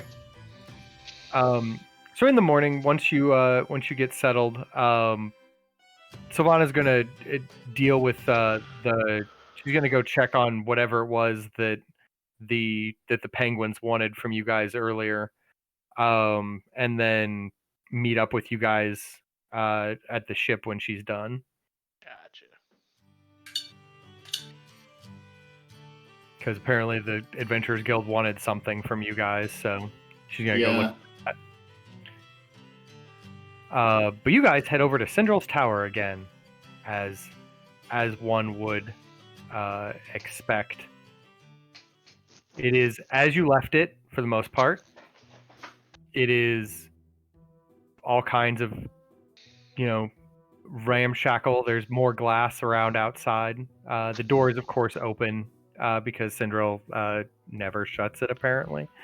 And you wander up the stairs as you do, but it is not how you left it before. There are some folk here that were not here last time. Why am I tapped? I don't know. I don't know how you did that to yourself. I did not do that to myself. Now you're not I that. produced fire mana. Cendrail is in the middle of his little contraption desk area. There are 3 individuals with axes, Black Rift soldiers, or at least 2 of them are soldiers. One of them looks slightly more impressive than the other 2, and they are kind of chasing him around his lab, laying axes into basically whatever gets in their way, scattering bits of paper. Cendrail's, being like, no, you can't have the compass. It's for me. It is for me to learn all of its secrets, not you. Do any of them look familiar? Yes. The 2 normal ones look like the ones you had trailed earlier. Are they trailing you? Are they the ones that were trailing us, or do they just look like? They are the same 2 guys. Gotcha. As we get to the top of the stairs, I'll yell over to him and I'll go, "Hey, remember me? Are you guys done, initiative. Or are you thirsty for more?" Let's roll for initiative to see how quickly they react to that.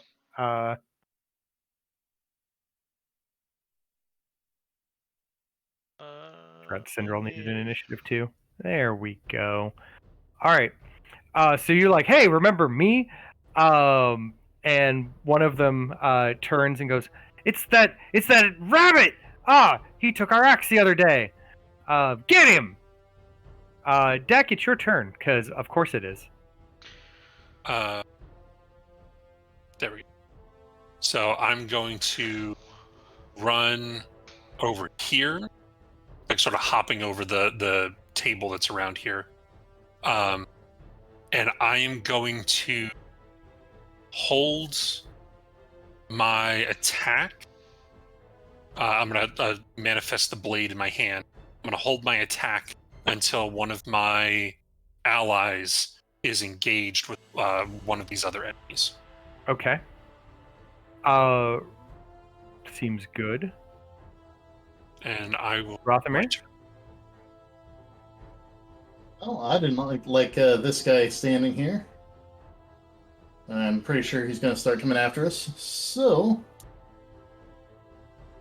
he pointed his axe at Deck, and then Deck ran across the room. So he was just like, What? And while he's looking at Deck, I'm going to go ahead and cast Guiding Bolt on him. Oh no. But you're Or going attempt to it. apparently miss. Your Yeah. guiding bolt goes flying past him and like smashes into the stone stairs behind him. Well, at least they're well lit now. Um, And then are you moving or staying where you are? I'll try to move just a hair. Okay. The Black Rift individual off on his lonesome over here on the side of the room where Deck is going to be like, I'll take care of the rabbit, you take care of the other two, then we'll get this old man settled. And he attempts to target you, Deck. And he points his axe at you, and the runes on it glow with a starlight.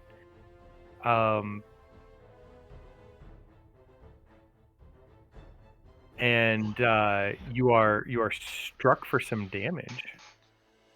Ruh-roh. As Burn. magic. Oops, that's not what I wanted.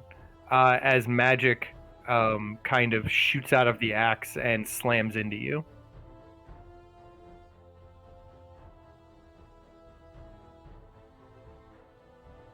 And that makes it this guy's turn. He's going to move over here. And then he's going to attack Victor. And then, Deck, you were going to hold your action until someone got within 5 feet. So as soon as he's done with his attack, you may go to town on this guy. Great. He swings his axe at Victor twice to no avail both times. So then I'll throw my psionic blade, which hits, and I get sneak,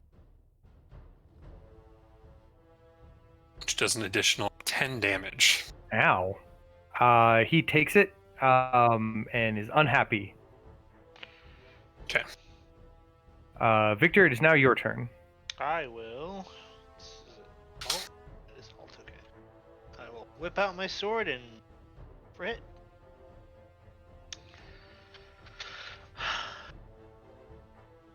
No, you won't.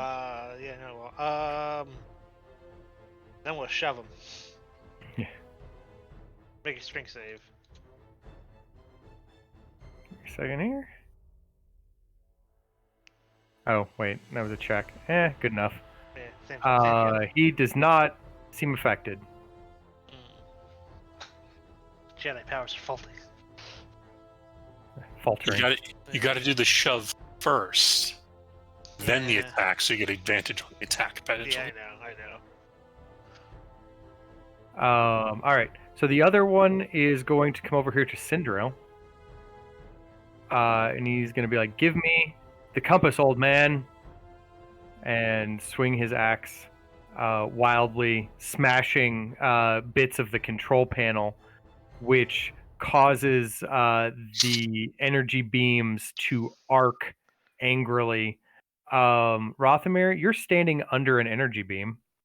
Yeah, this is not going to be fun for me. I need you to make a deck save if you could. Deck save. The name of the ship. That's a good number. Let me make a deck save for my other guy. That's a bad number. I still think that's a good number.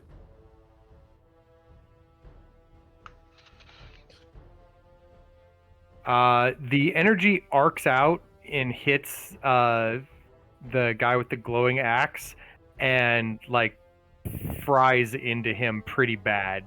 And he kind of like yelps in pain.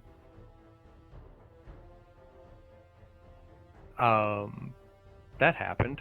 Cendrail's gonna go real quick. He's going to be like, I don't like any of what's happening. And he's going to cast Color Spray. Ooh. Fancy. See, I told you we want this guy.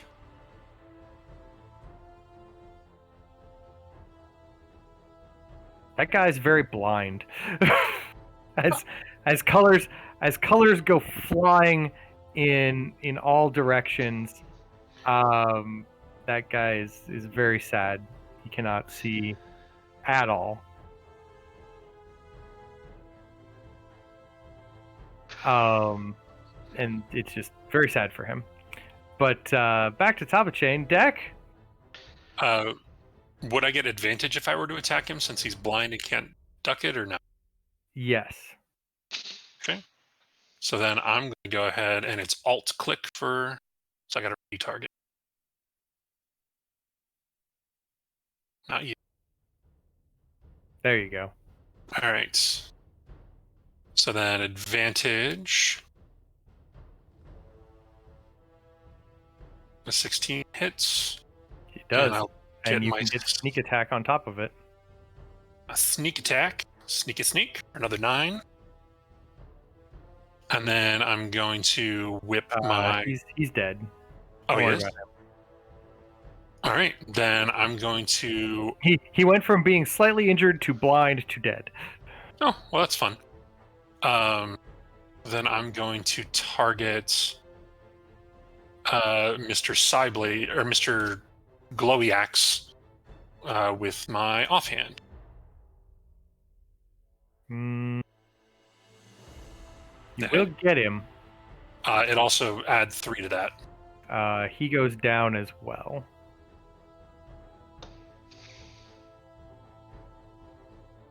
And that'll be the end of my turn. Rothamir? I'm gonna... Whoop. Wrong thing. I'm gonna move myself away from this arc in case something weird happens. Seems good. And I'm gonna test out this new cloak of mine, or this new robe of mine a bit here. Okay. And try...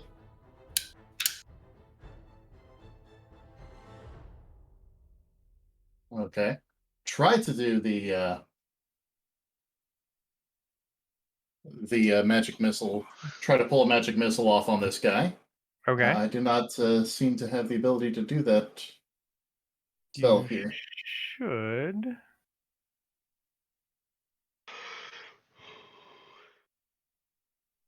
Why isn't... See, we don't need a healer. You just need to kill everyone before they do damage to you. And then I can heal you all afterwards. It's fine. Yeah. How do we put it in here? I'm telling you. It's listed on the sheet, but not on the action menu here. See, that's what we need. You need to do oops all barbarians. The Lesser Robe of Stars isn't giving him magic missile.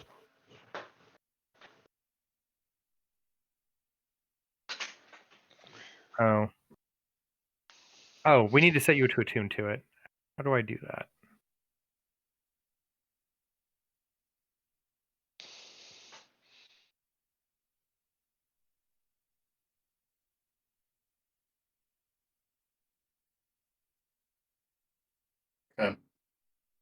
Lame. Gonna pop that back in. There it is. I'm totally joking. All right. It should be at the very bottom. If you go to your spellbook and scroll all the way down, click on that magic missile. There you go. Pew. You do 14 damage to him? No.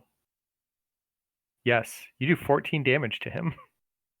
He does not look healthy. This robe is nice. A stream, like you throw the star and just it breaks into like a meteor shower of magic missiles that just slam into him. Holy shit. Yeah, I'm well aware of that level. All right. So, with that aside, anything else out of Rothamir? I've moved out of the way. I've done a thing, and gonna leave this guy for Victor to finish. All right. Well, it's his turn, and he's going to see that his companions are dead, and he's dying, but he's not going down without a fight. He's going to take his hatchet, look at you, Victor, and go, "For the Black Rift King!" and swing his axe at you a couple of times. This is all. Both of which miss, which is very sad for him. It's very sad for him. And now it's your turn Guess to I'll, hopefully not miss. I guess I'll hit him with a psionic shove again. I need to make a strength save. I fail. Where would you like to shove me? Prone.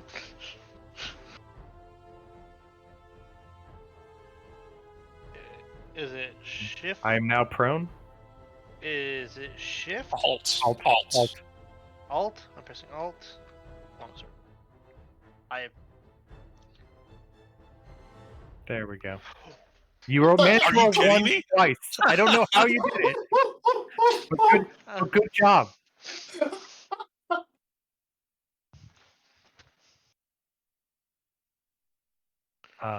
Victor, would you like to do anything else? Cry. Right. Cendrail's going to try to make sure that his apparatus does not overload real quick, so he's going to spend his turn doing that. Dak, it's your turn.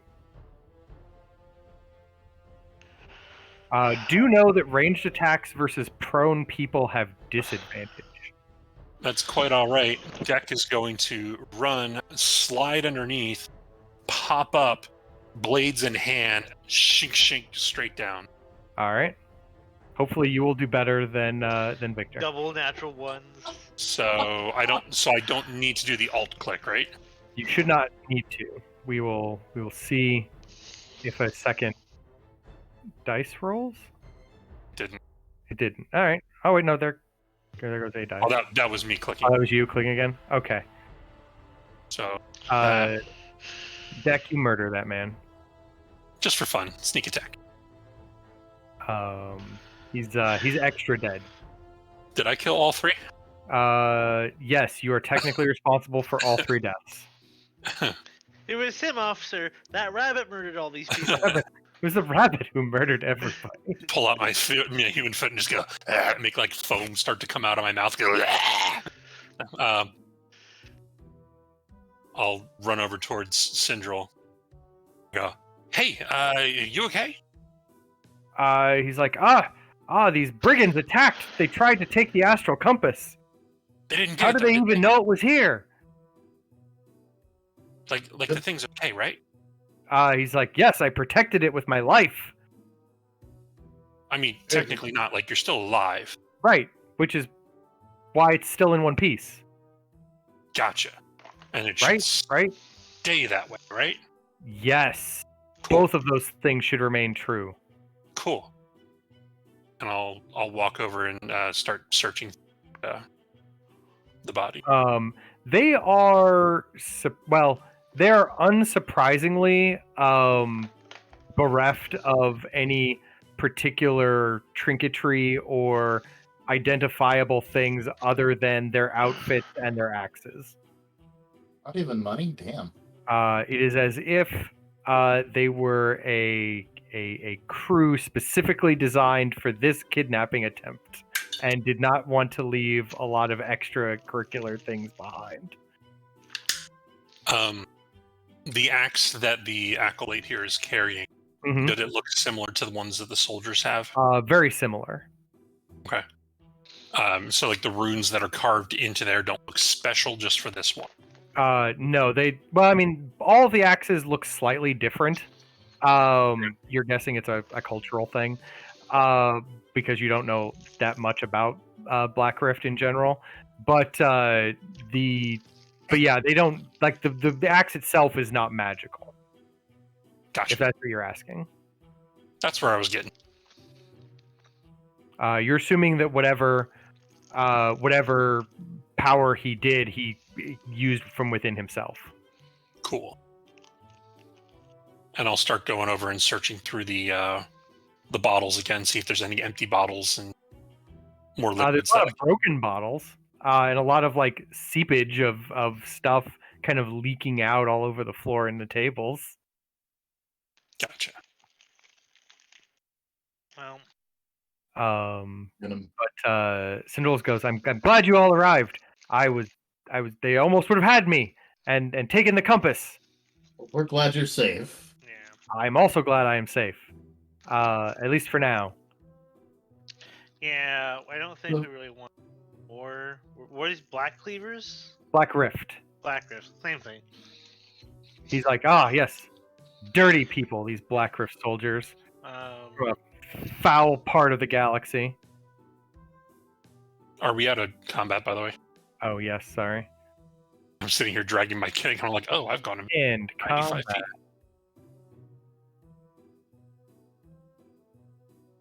Hmm. He's like, Black Rift soldiers, he spits. They're the worst. Just out of curiosity, what's your opinion of Black Rift non-soldiers? A whole lot of them are scum. Those two won't get along.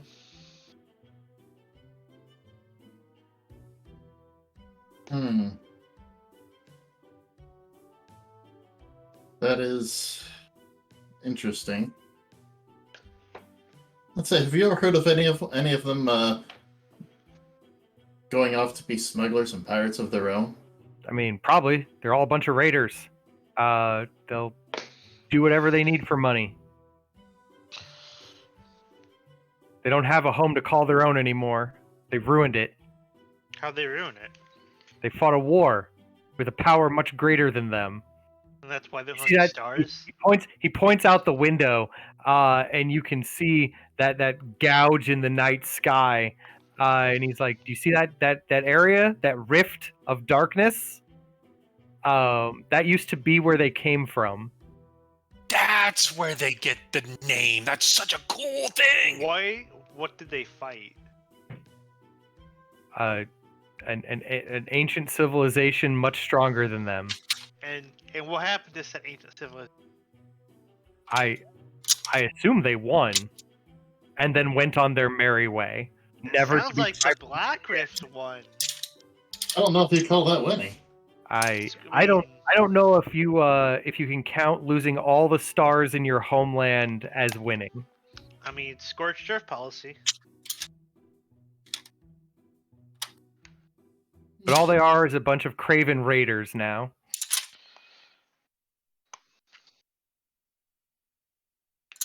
So, on to a different subject. How's the compass going? He's like, that I have figured out how it works. It is a marvel of ancient, masterful technology. Really? Yes, I have figured out that it is attuned to astral metal from fallen stars. In the same way an ordinary compass would point to the strongest magnetic field, the astral compass will point to the strongest source of star metal. Ooh. By following it, we can arrive at the exact location of a fallen star. Which direction does it point now? It's pointing off in a direction. You'd have to have like a star chart or something to figure out. I was seeing if it was a. Like it is literally pointing in a direction. Okay, it's not we will pointing towards the direction of that we will say person's face. easterly at the moment. It's not pointing at the fake person, the obviously fake one. No, it is obviously not pointing that direction. Okay.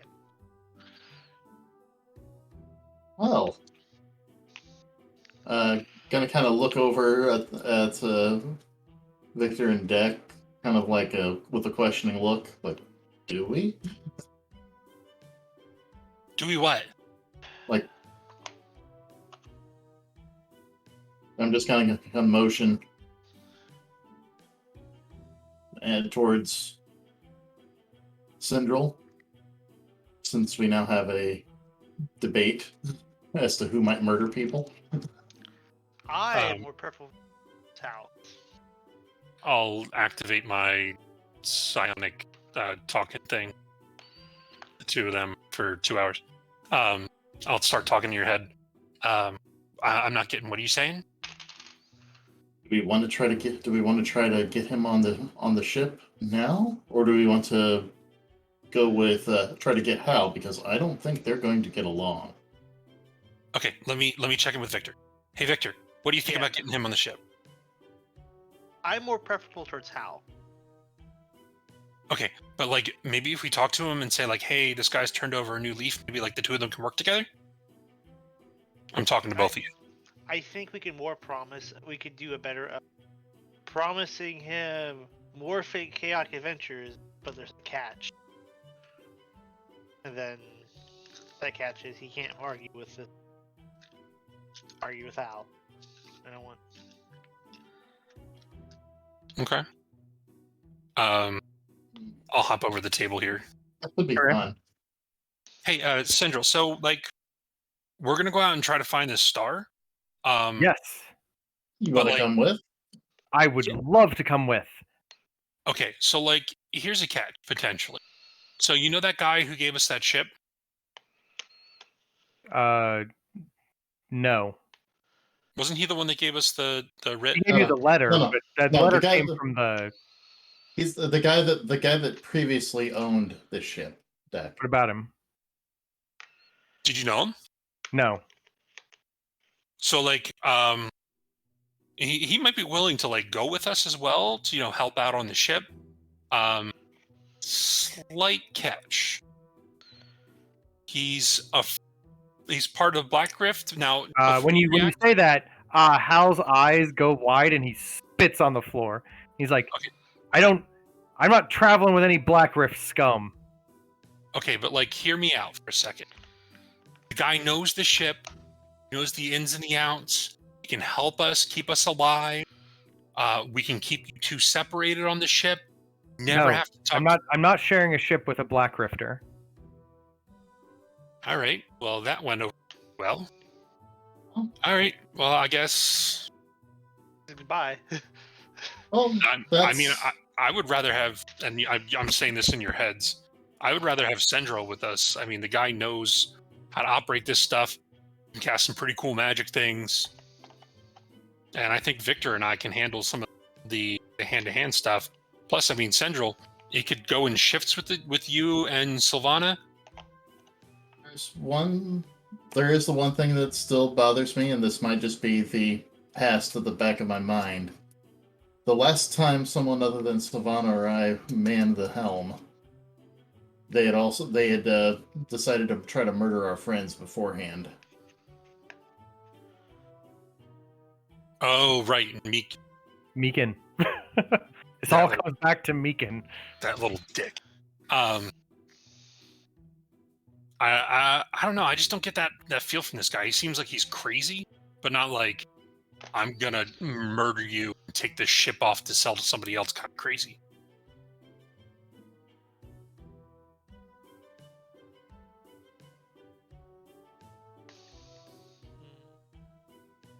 So, are you extending an offer to Cendrail, knowing that will cut off the offer to Hal, or are you gonna let Cendrail stay here and go get a Hal?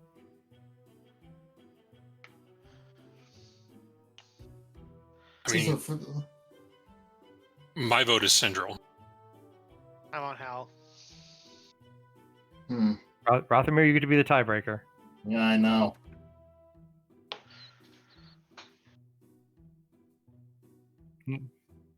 Yeah. I mean, the other thing I can weigh in here is that Hal's already lost cargo one time. What's to say he's not going to lose it again? What's to say he's not going to try to get his ship back either? Yeah. No one's going to argue with the only person on board. I will.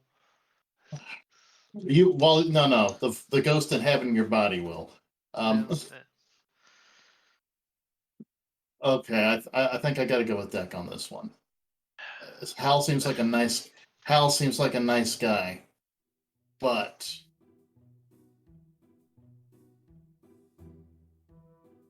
So we're going with Cendrail?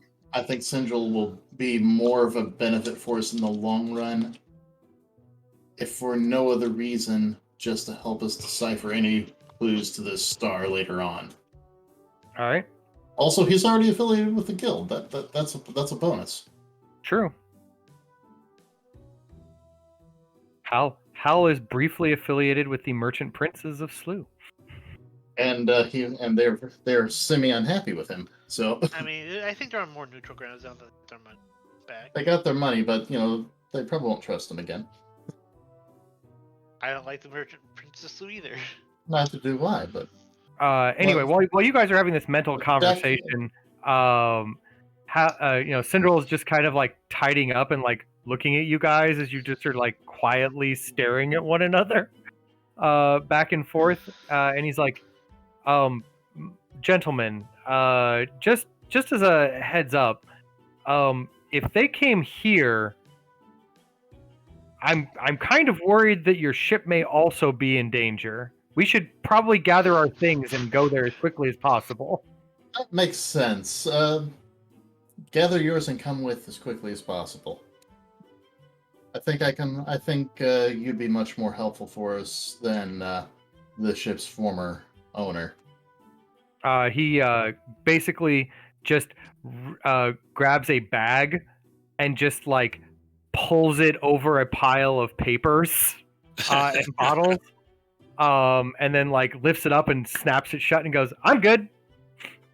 Cool. We go through here. We can discuss the stars at night. Do you want to shut the on his- machine off for you? He's like, "Oh no, it'll solve itself." And then on his way out, he like presses a button, and it starts to overload. Run. Ah! As you guys leave the tower, a bright flash of colorful light kind of like shoots out of the top and like all the windows. But there isn't an explosion like you thought there would be. Okay. I'm just gonna look at Deck, look at Rothamir, like, you chose him over Hal. Yeah. I mean, did you see that cool thing he did with all the colors? Savannah would have enjoyed that. I wish. God, she's gonna love this guy. I'm telling you. Well, I think we'll be good. Don't worry. At least got some star charts. Let's sell these. Well, no, we gotta get to the ship. Get to the ship first. Get to the Deal with ship. Yep. All right. Well, let's get to the ship. Give me 1 second here. We can call it Deck Goose.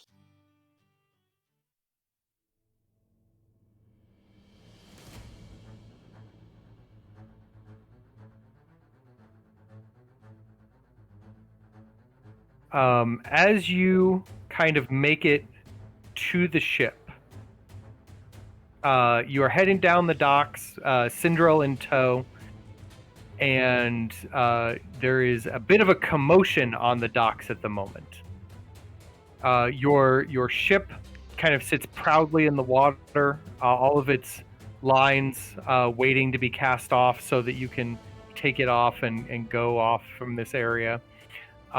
But there appears to be a group of Black Rift soldiers that are they've currently detained a local sailor in front of your ship and are kind of harassing him. You can hear over the crowd the snarl of the one who appears to be in charge, and is like, "All this land used to belong to Black Rift. We'll do what we want here." And he throws the sailor kind of into a pile of barrels.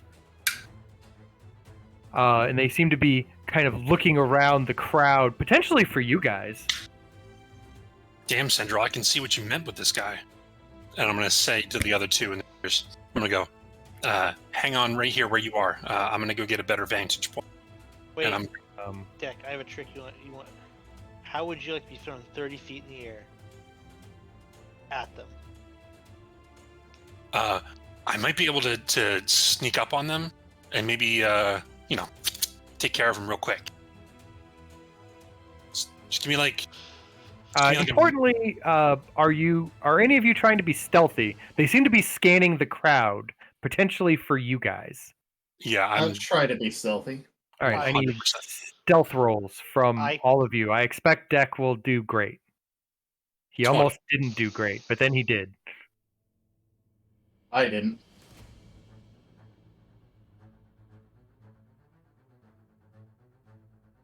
Cindrail's doing awesome. Deck and Cendrail, you're doing great. The other two, not so much. So as you are all kind of like trying to hide, the one in charge kind of sees Victor and Rothamir, and points his axe towards both of you, and is like, "There they are! Bring them to me!" And the other two start moving forward to collect you. The dockmaster runs away from this mess. While this is going on, Deck would have run around the side of the building and used his rabbit hop to get up on top of the. That's fine. And then Let us go to an initiative of sorts,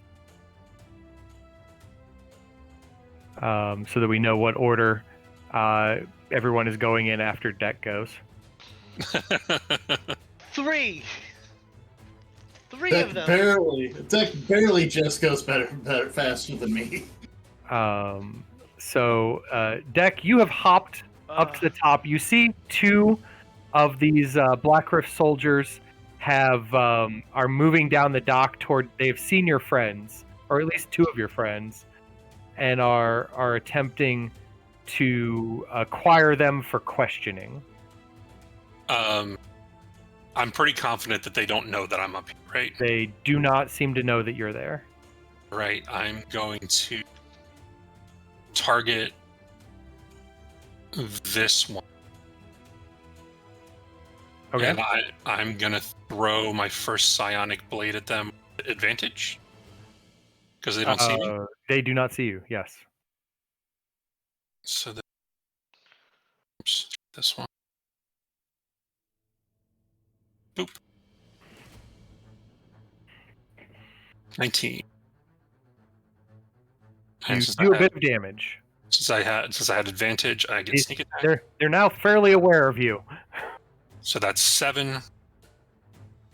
And then the offhand, I would not get advantage. That is correct. Offhand But you is apparently crit. Ooh. natural, and you can add 3 to that, so 7 total damage. All right. He takes a respectable amount of damage. And then they immediately call out, "They've got one on the roof! They've got one on the roof!" And the one behind them who looks in charge kind of like stares you down. But it's not his turn. It is Rothamir's turn. Well, at the end of my turn, I'll use the rest of my to duck down and try to lay low against the roof to try to get at least a little covered, but I probably... All right. Are you getting down into a prone position, or are you just kind of crouching? I would go prone. Okay. You are now prone. Rothamir, it is your turn.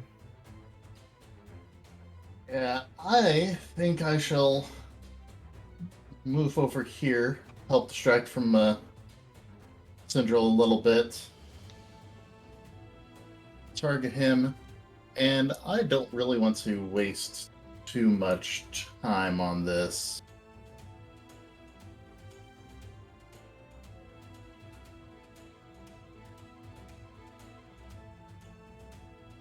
And so you will do what? I'm trying to magic missile this one.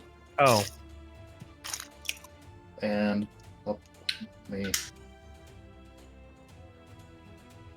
I thought I could do that. Have you targeted him? Yes, he is targeted. And you went to... There you it go. goes. A crazy amount of damage has happened. You pull off another star, fling it. It breaks into, again, just a shower of stars that slam into him. He looks very damaged. And I shall end my turn with that.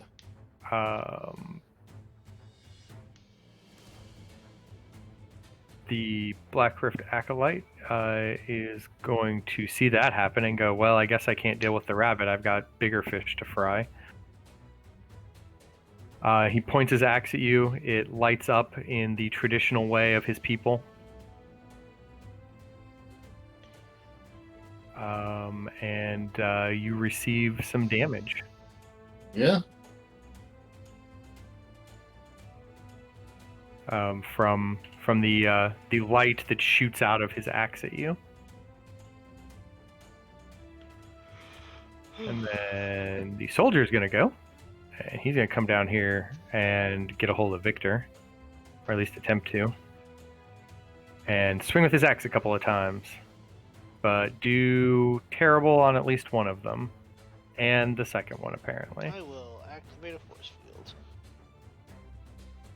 I will take 3 less damage. Good job. I have negated all this damage. Alright, so that happened. And then I move to Cendrail, who's going to continue being hidden at the moment. Because he has, and unless one of you took it with him, he currently has the astral compass, and he doesn't want that stolen from him. The other one will come down here and try to have some words with Rothamir. With his hatchet a couple of times. Oh, that last one's not fun for me. You take an appreciable amount of damage. Ugh. And then it's Victor's turn.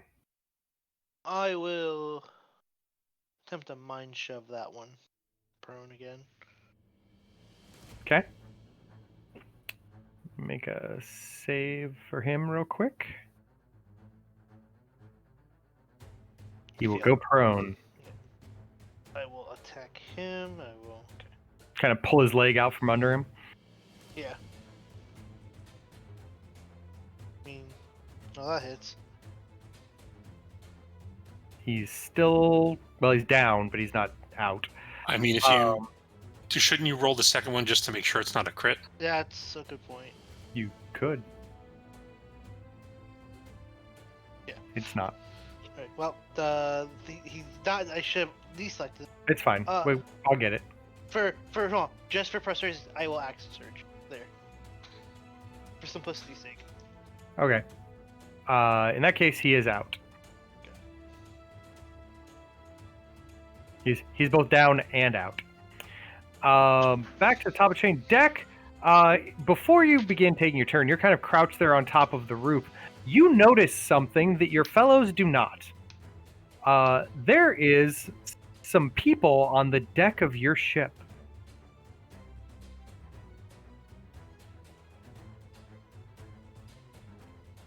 Oh, shit. And your ship is beginning to move.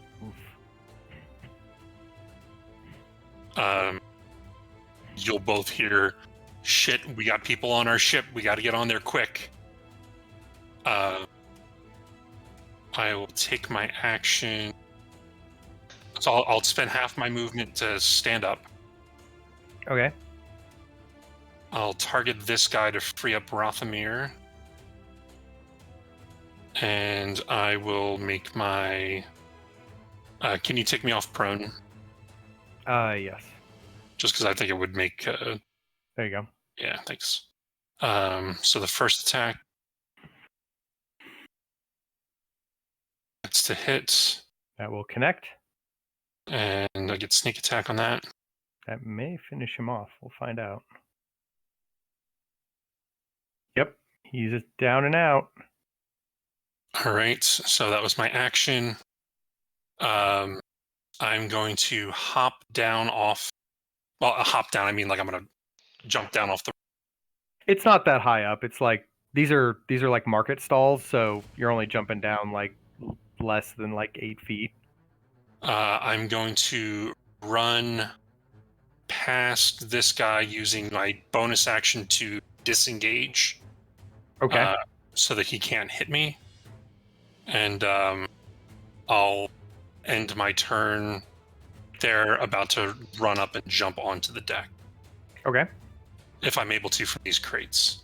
You will be able to, just not this turn. Yeah. All right, that's the end of my turn. Rothamir. Crap. I'm hurting pretty bad, unfortunately. Can I talk to people during during not my turn? Or... Yeah. Okay.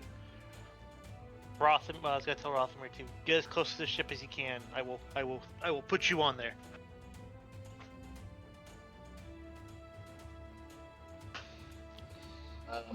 Well, I'm going to try to heal myself up as much as possible.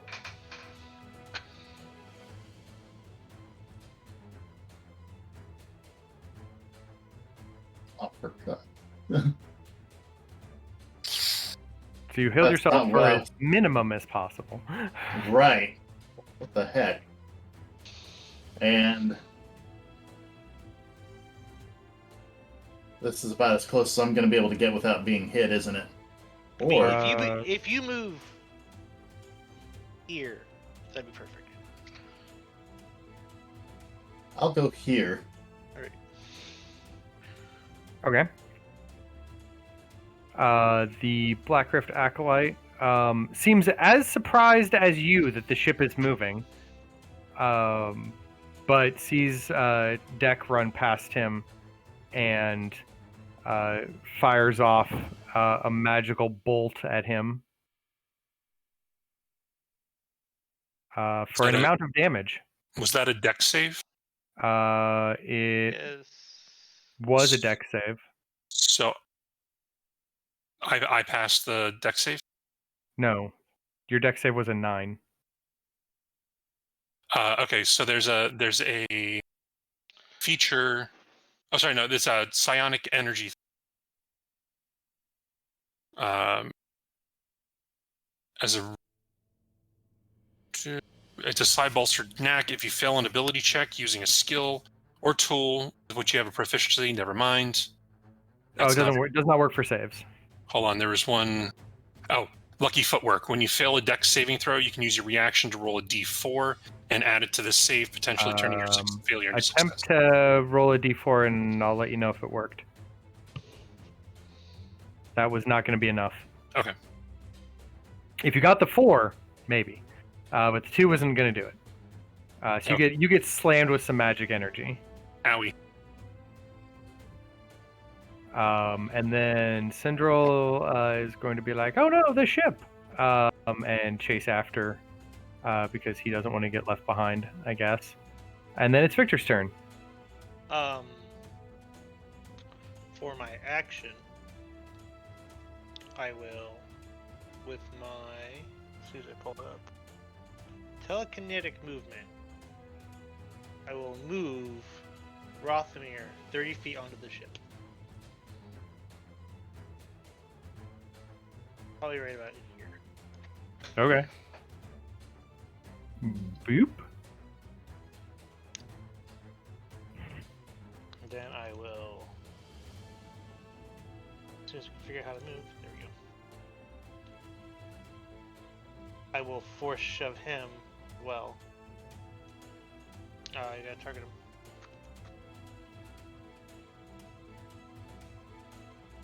All right, so he needs to make a dex or a strength save. Mm-hmm. He makes it handily. Alright. That is my entire turn.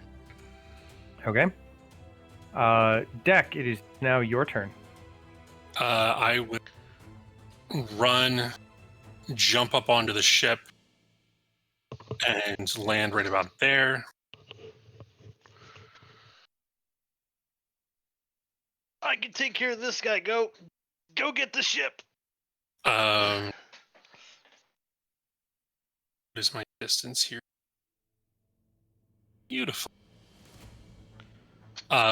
Does Captain Catapult see me? If you jump upon the ship, yes. Okay. Good to know.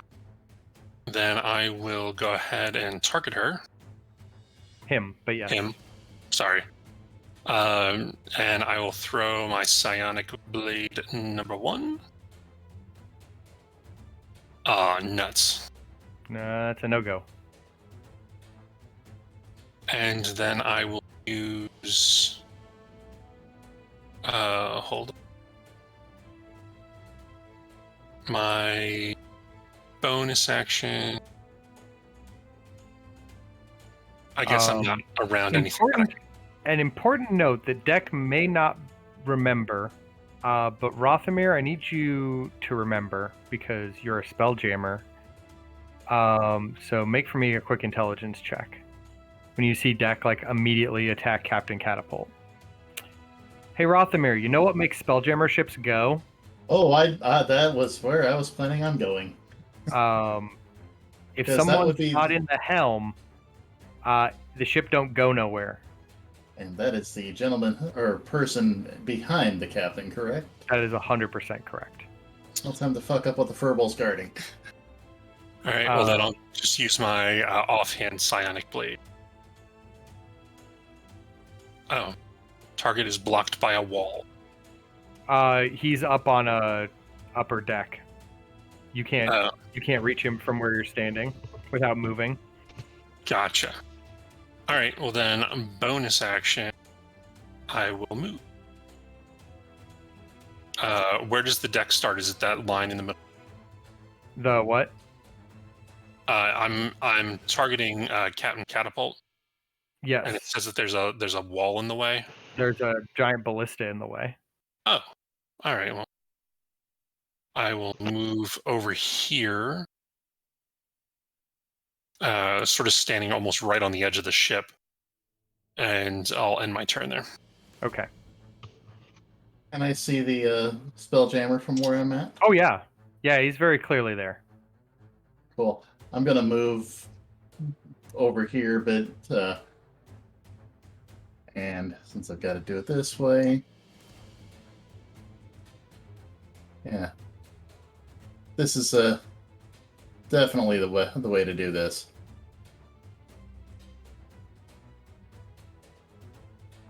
Back in,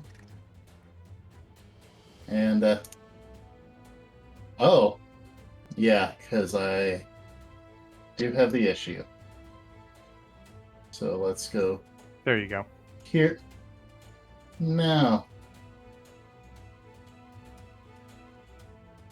Now you should be able to target him. Yep. Gonna try that again. Much better. He dies. Holy! You explode him. Stealing my shit, you son of a bitch. So you peel off a star from the robe and just chuck it, and it explodes into a mass of meteor shower sparks that just slam into that guy and destroy him. The ship stops moving. Captain Catapult turns behind him, looks up at the mess that is now in the spelljamming chair, looks at the other pirate with him, points to you, Rothamir, and goes, "I want that cape."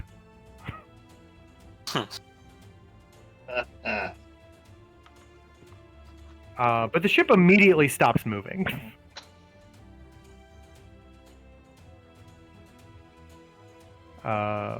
Speaking of people, hold on a second. Oh wait, no, that one's undead. This one's dead. There we go. Did you hear that? He's undead. Use all your radiant. Yes, he's now no longer as dead. He's going to go over here and fire a crossbow at you, Rothamir, in hopes that you die, but you don't. So he's a little sad about that.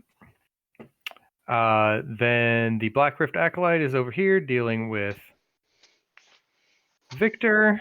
Meanwhile, take his hatchet and try to hit you, but miss you because you're an actual armored fighter.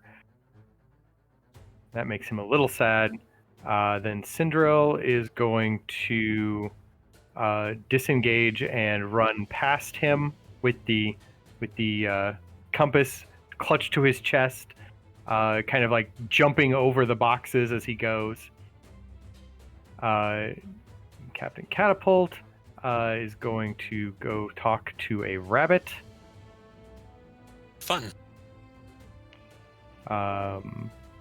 and attempt to stab you a couple of times, one with his rapier and then one with his hook, which says dagger, but it's really his hook. But apparently miss you. It says lucky footwork. Does lucky? Oh, too. roll. You can do your lucky footwork to see if the rapier hit you, I guess. No, it's just about dexterity saves. Okay. This. I Oh, don't there it know. goes. There, it triggered now. Finally, Okay. it was just behind Oh. for some reason. You got slashed a bunch. Took 11 Ouch. damage. I took 22 damage, I think. No, I was. Um, Yeah, it gave me 11. Ouch. Yep. All right. So he means business. Victor, it's your turn. I'm gonna try to hit him again with the shove.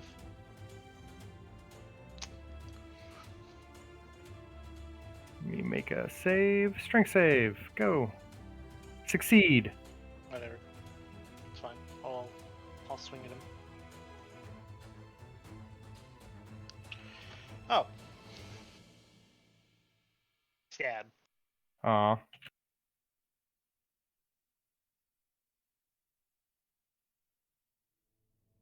All right. So you're doing that.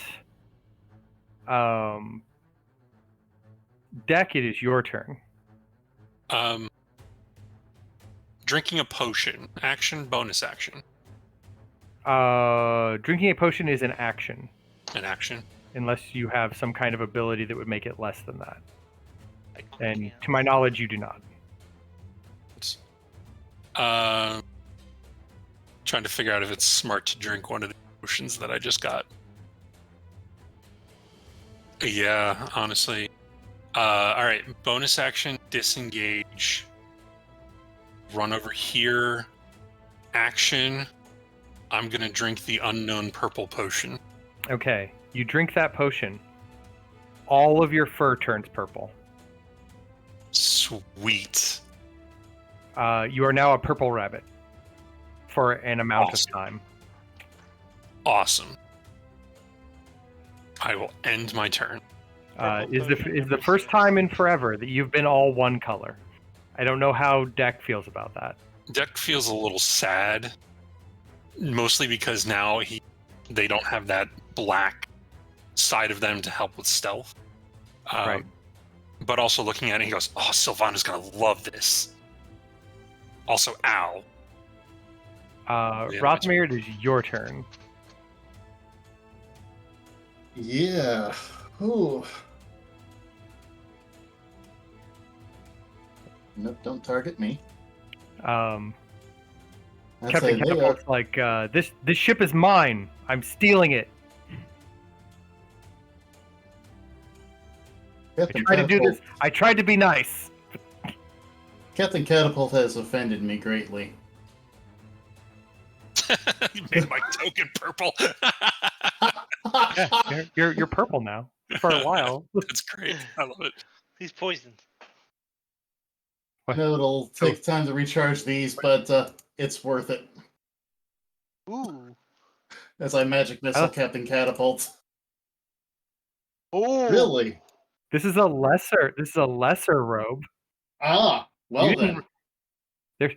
There are rules about this particular You item. could have told me that earlier. I Can I didn't take have- back that? I didn't have to tell you anything.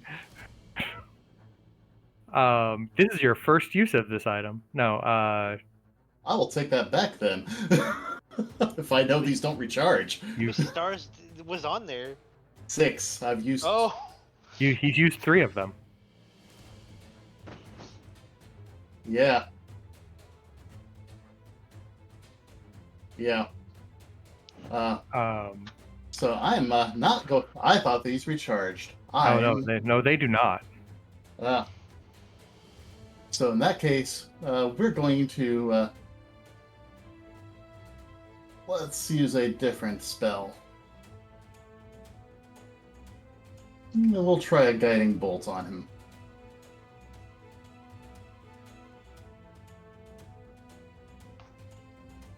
You miss. His suave powers dodge your blasts. Ooh. And I'm going to use what I can to kind of get myself out of the way a bit. All right. His thug companion pirate is going to chase after you and swing at you with a mace. Oh, this is gonna hurt. And sting a bunch with a mace. Yeah.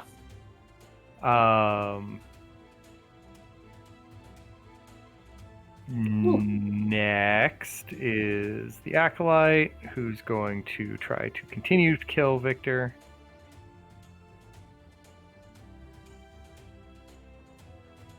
But Victor... Oh, he's actually going to hit Victor. Good job. For an amount of damage with his little hatchet. I will take 4 damage. Cendrail is going to leap from the top of the crate onto the deck of the ship.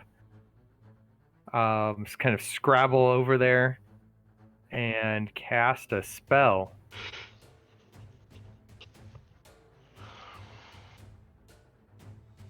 Oh. Fuck. He glares at this pirate, and you see a purplish light kind of shoot out of his eye and like right into the pirate's head, and attack him.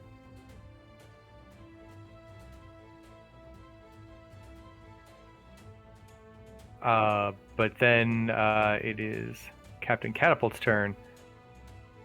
He's got to decide what to do. He can't go anywhere because you got rid of his only spellcaster, which makes him sad. 2 other spellcasters. But yeah, if we take one of the spellcasters hostage, he's gonna head over that way. And point his sword at Cendrail, and be like, You crazy man! Give up this and start working for me. I need to get this ship out of here. And Cendrail's like, Who the hell are you? I'm Captain Catapult! Nobody's heard of you! Gotta love it when your DM starts arguing with themselves. I know, right? Victor, it's your turn. Second verse, same as second verse. I'm Henry VIII, I am. You only get 1 bar of that song. Yeah, I'm shoving him again. Fall over. Push it. Push it real good. His strength save was an 11. Probably not good enough. No, not good enough. He's prone. He's prone. I'm on the ship now. All right, make me a strength athletics roll to... Are you just like flying over there via telekinesis? That doesn't work. You have to run and jump. So make me a strength athletics roll to make sure you don't like heck this up. You don't heck this up. You're now on the ship. All right, can I still attack? Yes. Okay. Yeah, I will. Captain Kangaroo. Captain Catapult. Captain Furball. 1 second. I am no longer fighting him. I'm fighting him. Eat my sword.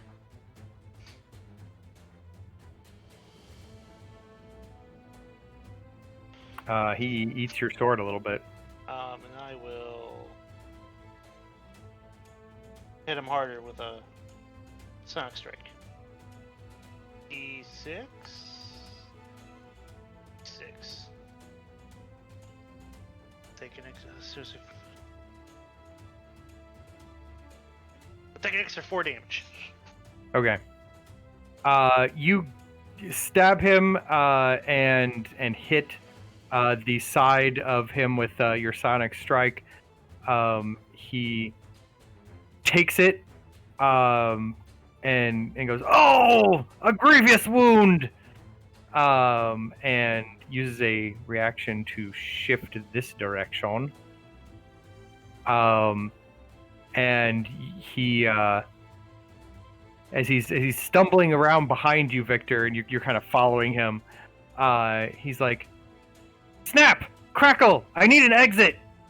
And you see,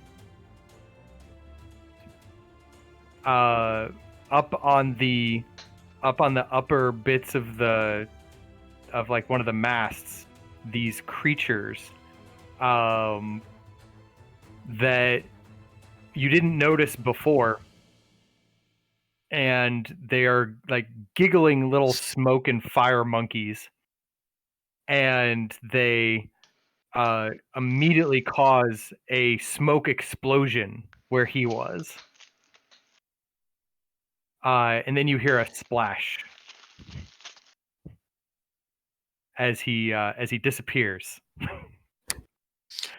And the monkeys leap off the ship and like run through the market behind you.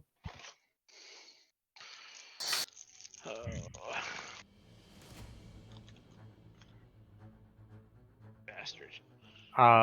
This other pirate doesn't want any part of this, so he's going to try to flee. You're free to attack him. Well, here. Let's go.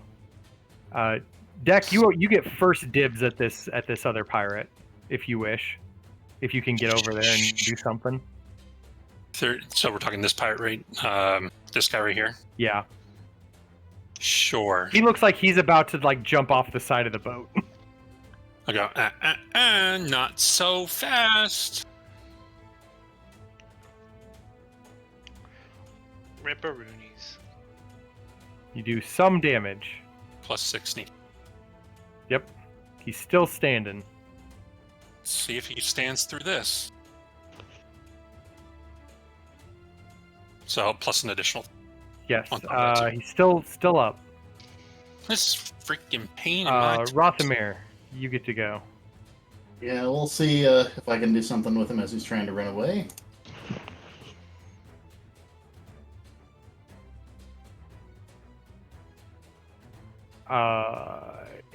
He will now take his turn, disengage from you, and basically like jump into the water as well.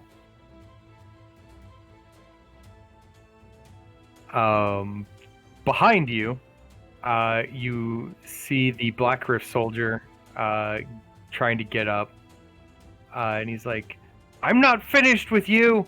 I want that compass." And he gets up on these crates and points his axe at Cendrail.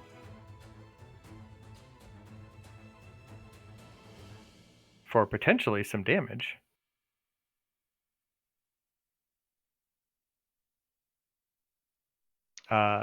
No damage. Cendrail does just fine.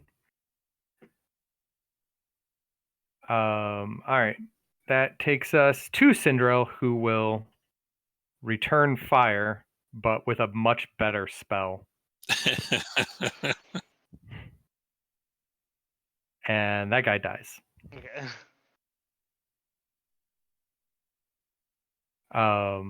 He like a bolt of purplish energy just shoots out of Cendrail and just like slams that guy, and he just kind of falls back. Congratulations, guys! You have a ship. Woohoo! Boot. Whoa. It currently doesn't have a name, but you have caused any people who would like to take it to be gone or dead. We'll call it the Deck of Many Things. How about the last wish? The last No. The 44th wish. The unsinkable two. But having acquired the ship, we can take a tour of it next week. There is much more of it to see as you've acquired one Cendrail, the Stargazer, a Chaos Sorcerer, self-styled, and had to leave a Hal Hackshaw behind for reasons. But we'll see where your adventure takes you next week. Did y'all have fun? Of course. Oh yeah. All right. Well, other than that, those of you watching at home, thank you for joining us this evening. As always, if you happen to like what we do and like to support us, send a sub our way.